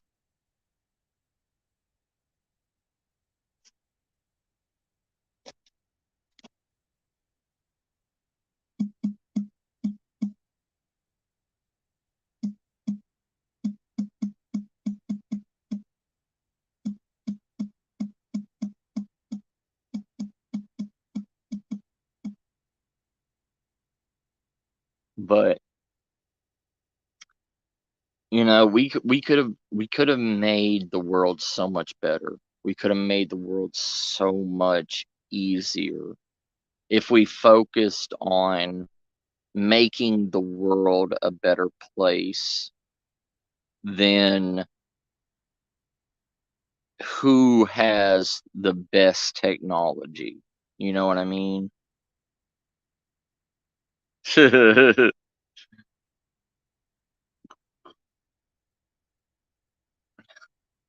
Sorry. Oh, trust me, Sarah. The world could have been such a more better place than finding half-wits like me.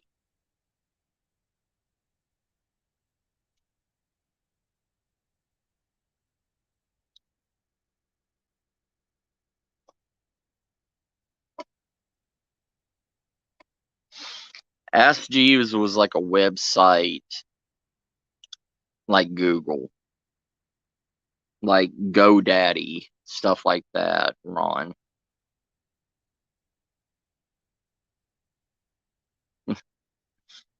But this, I mean, you know,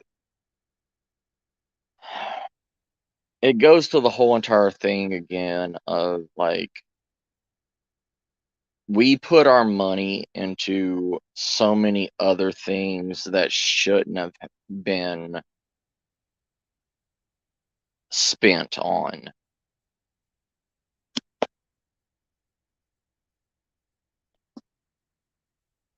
Oh yeah, Pararisk, yeah. I mean, with so many changes and discoveries in history, so many untalked about, politically correct ideas in the world where people don't want to take blame for their history's past. They don't want to take they don't want to take credit for their ancestors. Hey Carol, yeah, you missed me playing with my meat and cooking it and showing it off.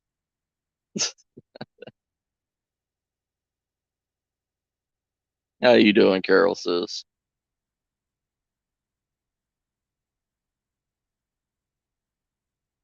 All right, Ron brother, be careful and wear the right respirator for that.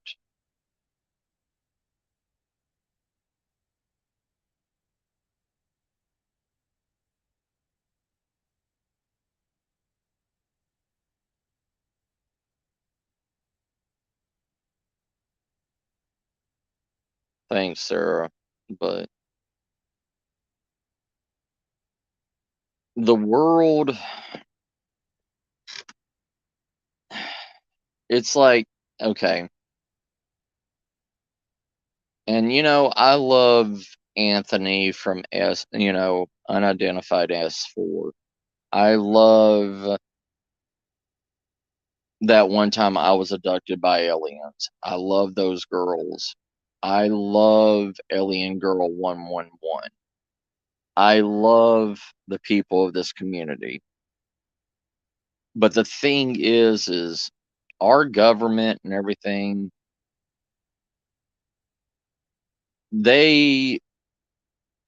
we know more about space. We know more about the outside of our world than we do about the inside of our world.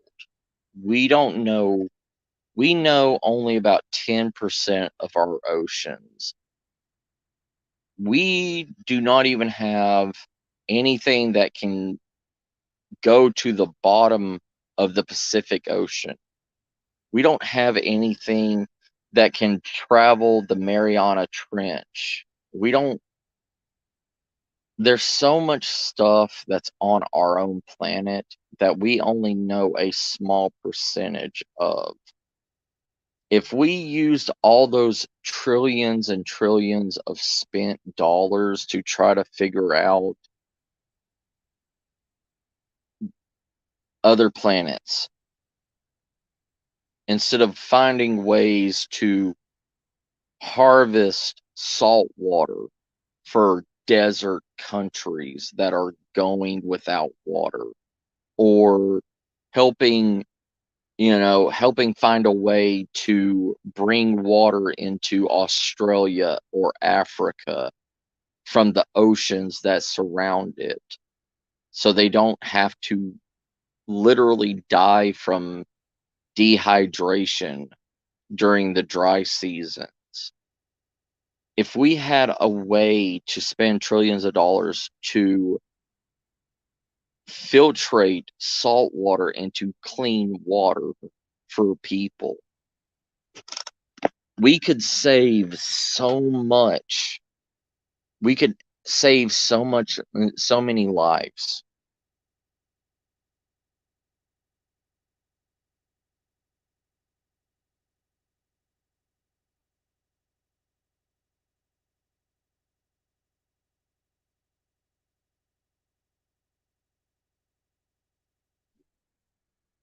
Right.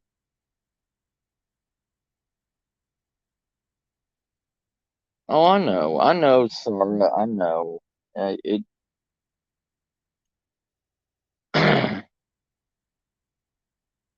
but I'm just saying, if we spent that technology, if we spent that money on the technology to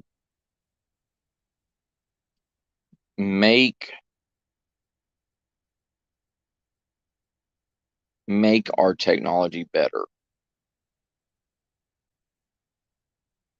finding cleaner energy sources or anything like that, the world would be a better place.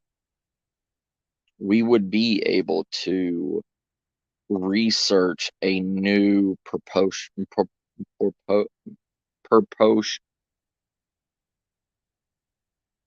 propulsion system to be able to travel through space.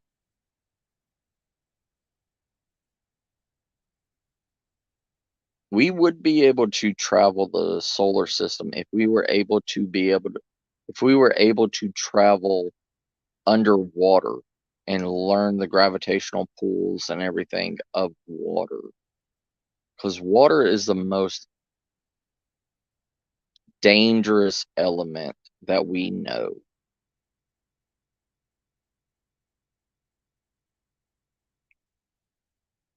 Instead of trying to fight space, if we had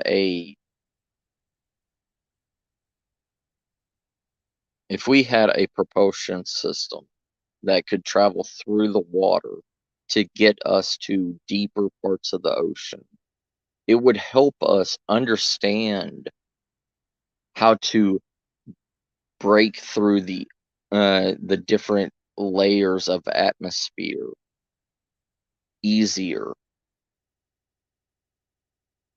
We wouldn't have had to waste countless of lives through spaceships blowing up or airplanes crashing or anything like that.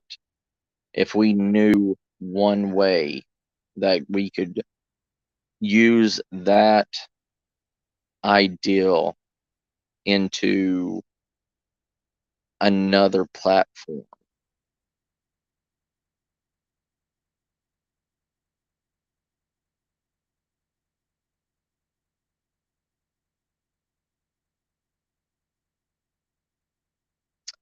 But,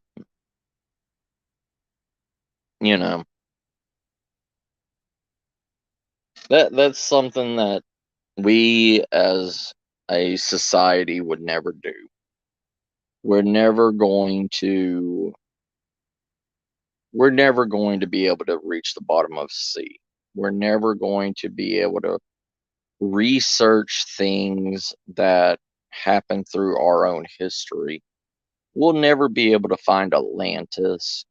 If we can find Atlantis, we'll never be able to find the lost city of Alexandria. We'll never be able to do anything because we don't want to spend that money to go in our waters, because and that's one of the questions. Science is afraid of what's in the water, but they're not afraid of what's in space. Isn't that weird?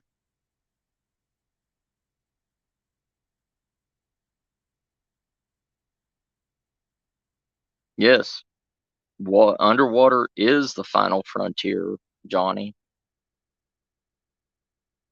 And yeah, they do behave differently, but the things with water is every certain amount of feet under the water has a different gravitational pull to it.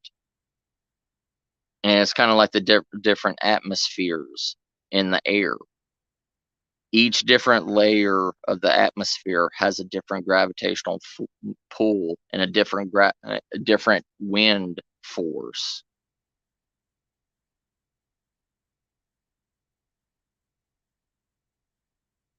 Oh yeah, I mean, well, that is still a fear though. It's just like the pressure of space. You know, space has a different pressure field in it, just like water does. But we've figured out how to send a spacecraft into space and how to bring it back through the atmosphere at how many millions of degrees of heat, but we're we're afraid of the pressure of underwater.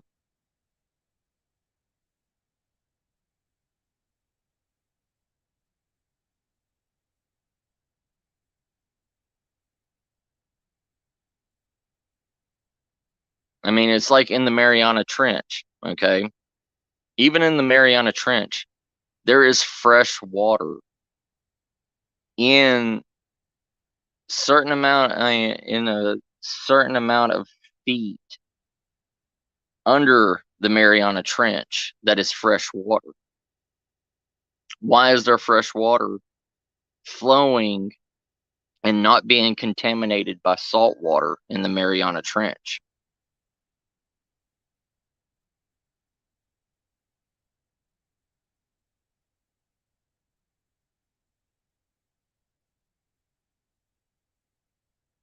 Well, that is true, but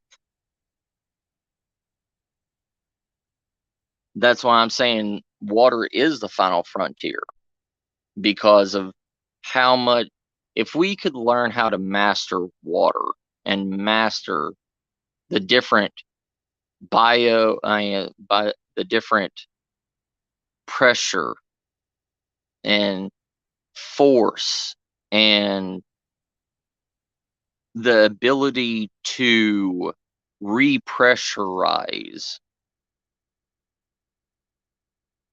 we should be able to go to any planet and be able to touch down and be able to protect any of our equipment or anything on other planets if we learn that, what is it called? Biometric pressure.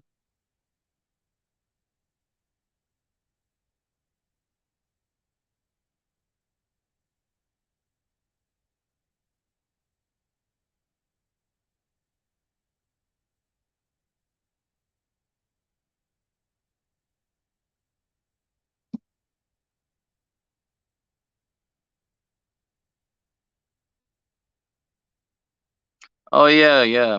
The Nunakai, yeah. I know what you're talking about, Para.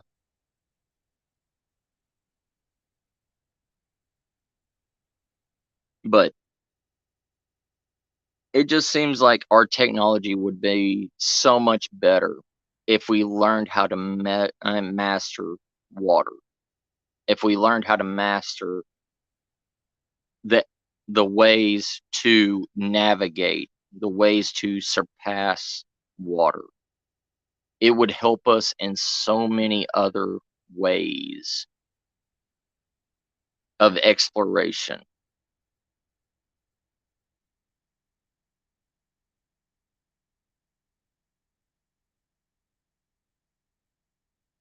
They say there is a kind of a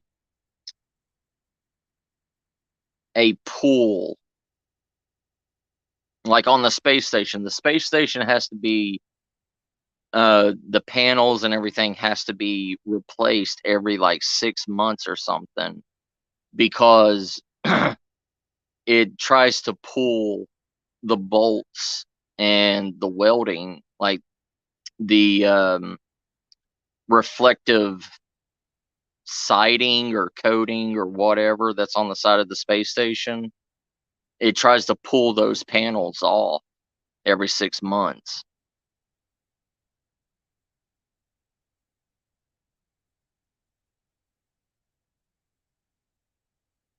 Oh yeah, yeah.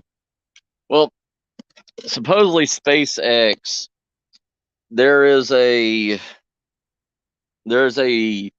older gentleman in India that is like, I think he's in his 70s or 80s, and supposedly he hasn't had a drink of water or any food since he was like 5 years old, and he's learned a way to manipulate his body into preserving the food that he had into his body, to keep his body alive. And some researchers of SpaceX program is doing research on him to try to train their astronauts in this way of fasting and to do long distance traveling.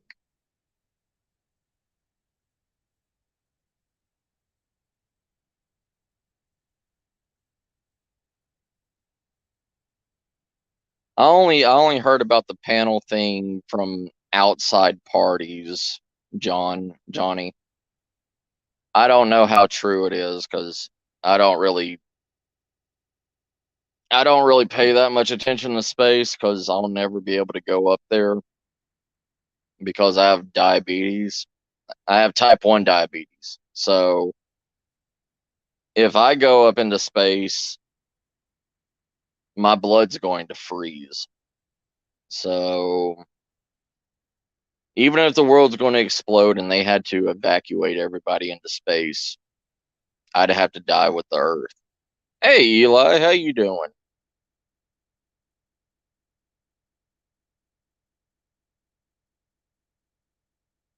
I don't know how true it is with the space panels, but that's why I just said I heard about it.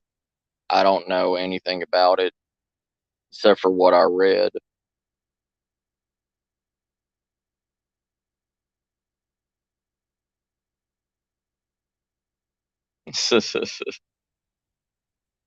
Yeah.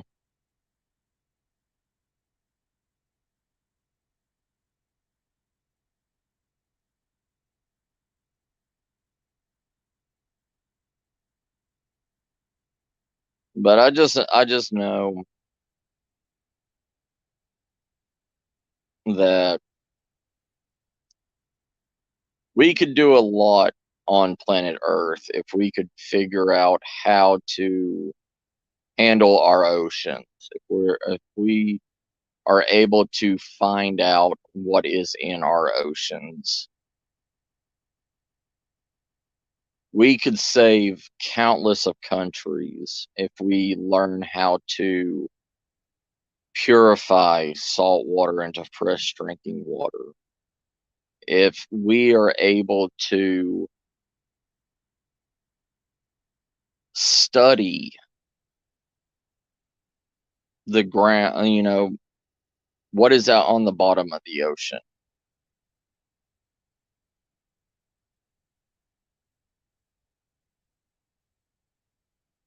There is things that we are discovering on our planet every day that we didn't even know existed.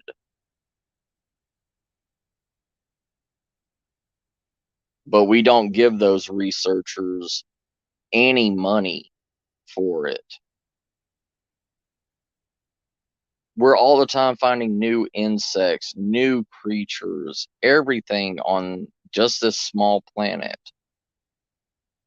But we are trying to find another Earth-like planet to go and terraform and colonize.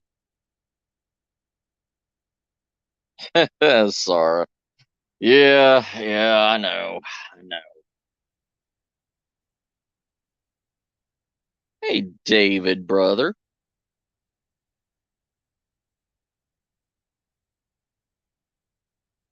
I just think all the money needs to be spent still continuing research on Earth before we go to any planet or try to go and colonize another Earth-like planet. It's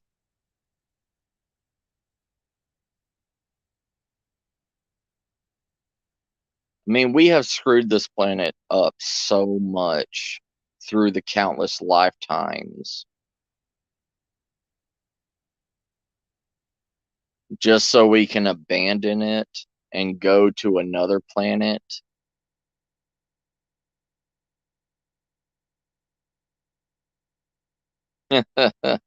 Sorry.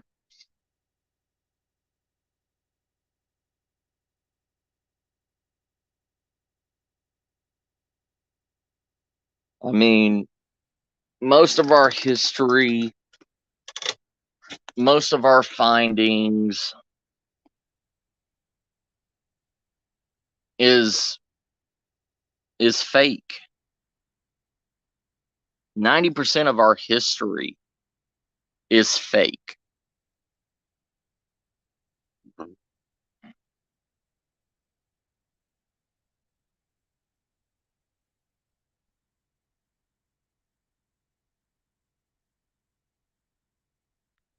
That's true, David. It does. But the way that, but the thing is the way that we keep populating this world and we still are really running this world in archaic ways of energy producing. Take care, Nightmare, brother. Talk to you again, bro.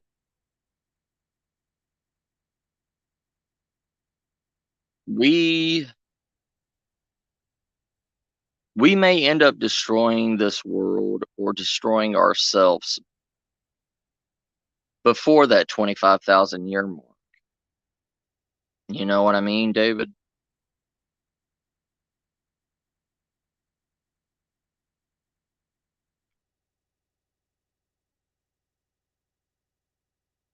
And 25,000 years is a long time for the world to reset and reheal from everything that we've done in the last 1,000 years to it.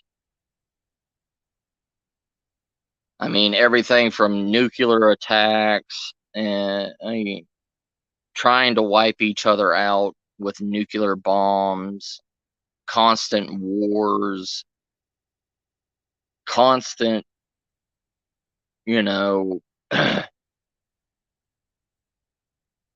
resource mining. I mean, look at World War One and World War Two combined.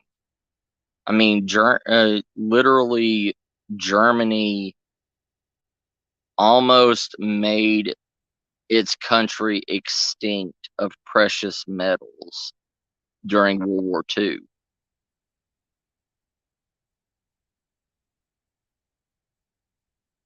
And that was just one country.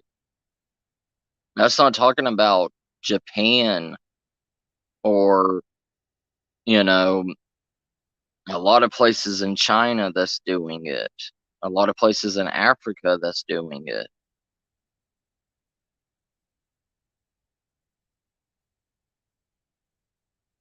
Yeah, and I'm afraid of that Earth going dormant for 7,000 years, David.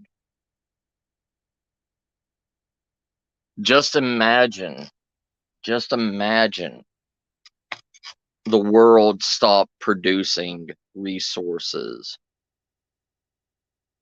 Hey, Shelly, how you doing?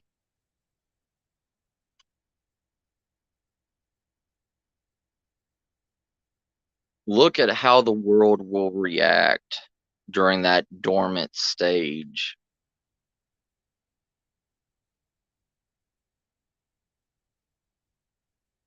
People can't go without their daily fix of whatever, you know? Hey, Danny, how you doing, brother? Good to hear that, Shelly says.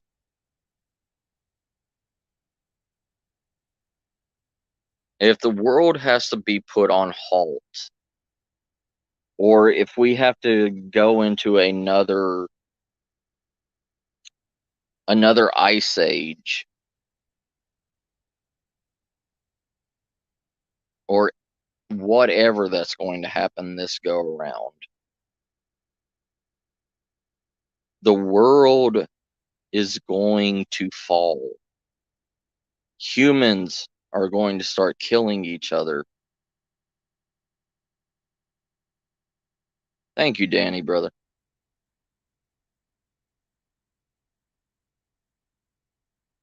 The world isn't ready for a reset. Uno momento, be right back.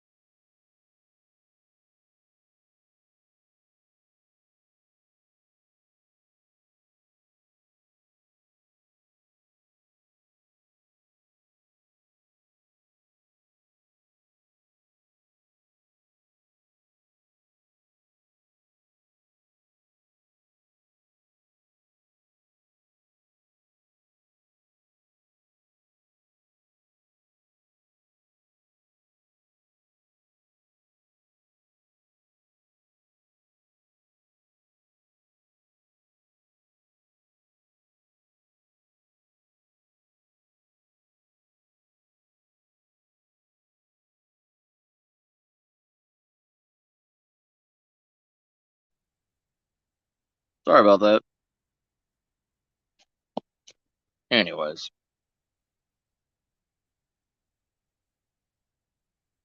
I am sorry. Had to go and put some my meat away. Had to put my corn away.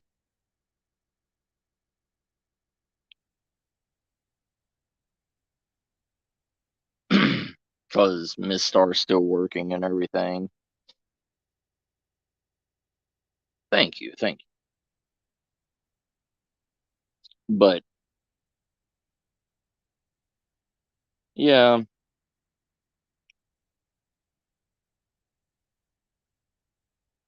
I'm going to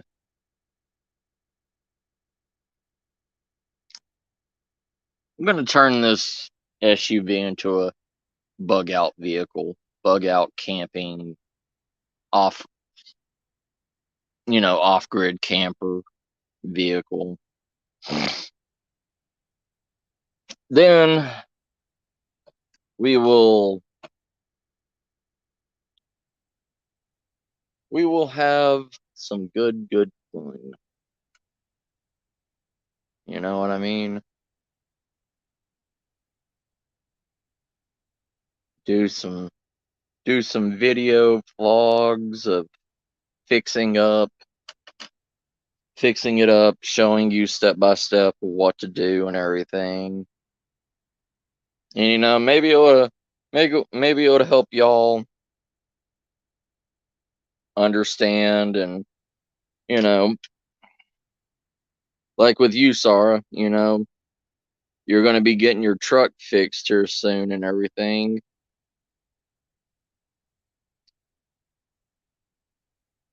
I could help you find a hard top, a hard camper top for your truck bed. And then you could like travel out and do some sky watching and do a lot of the stuff that you like to do. I could even send you like a inflatable mattress, help you get started with your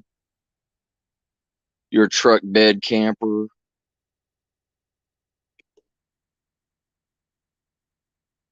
Because that's one thing that's really, most people are like just giving those hard shell truck bed campers away, you know, like giving them away or selling for like $20, something really cheap and inexpensive for it.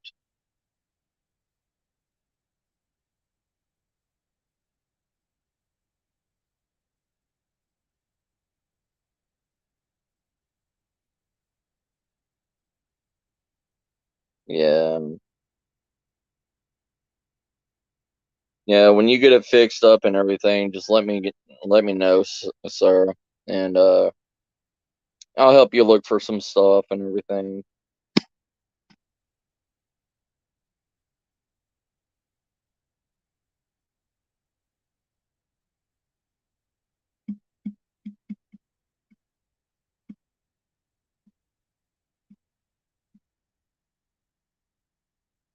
But you know, things.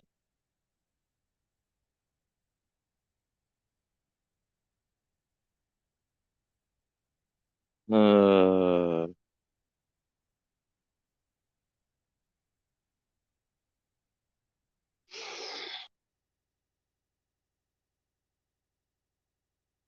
okay. O2 Ford Sport Track. All right.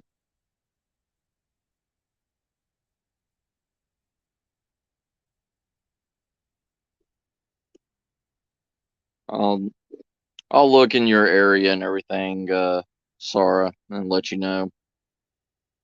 I always like those little sport tracks. All it is an um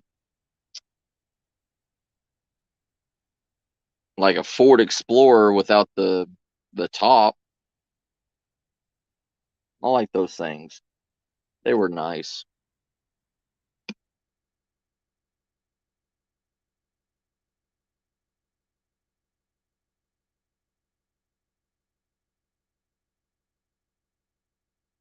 All right, family. Now I'm gonna get off here. I'm gonna go put some meat in my mouth.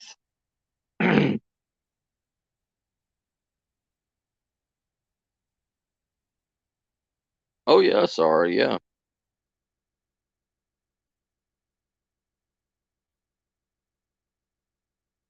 Oh, it was good, D. You popped in when I'm about to head out.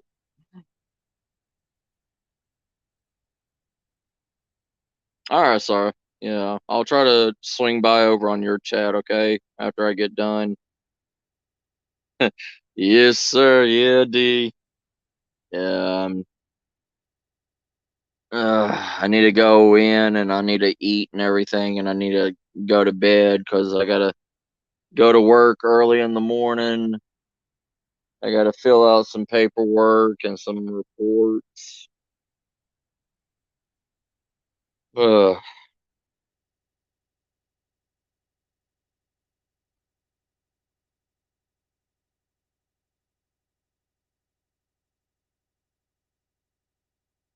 right, family.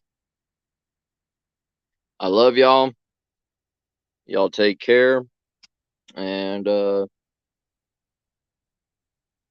just deal with me right now with being off and on because of my work and everything. But be sure to. I'm hoping everything that this Sunday, me and Taro will do our survival and tea Sunday. The last two Sundays I couldn't do it. One because I had to be on watch for two two daughters that were kidnapped, and last one something else came up with work. But hopefully this Sunday it'll be me and Taro. So I love y'all, family. Y'all take care, and I'm gonna go shove some meat in my face. All right. I love y'all, family. Take care.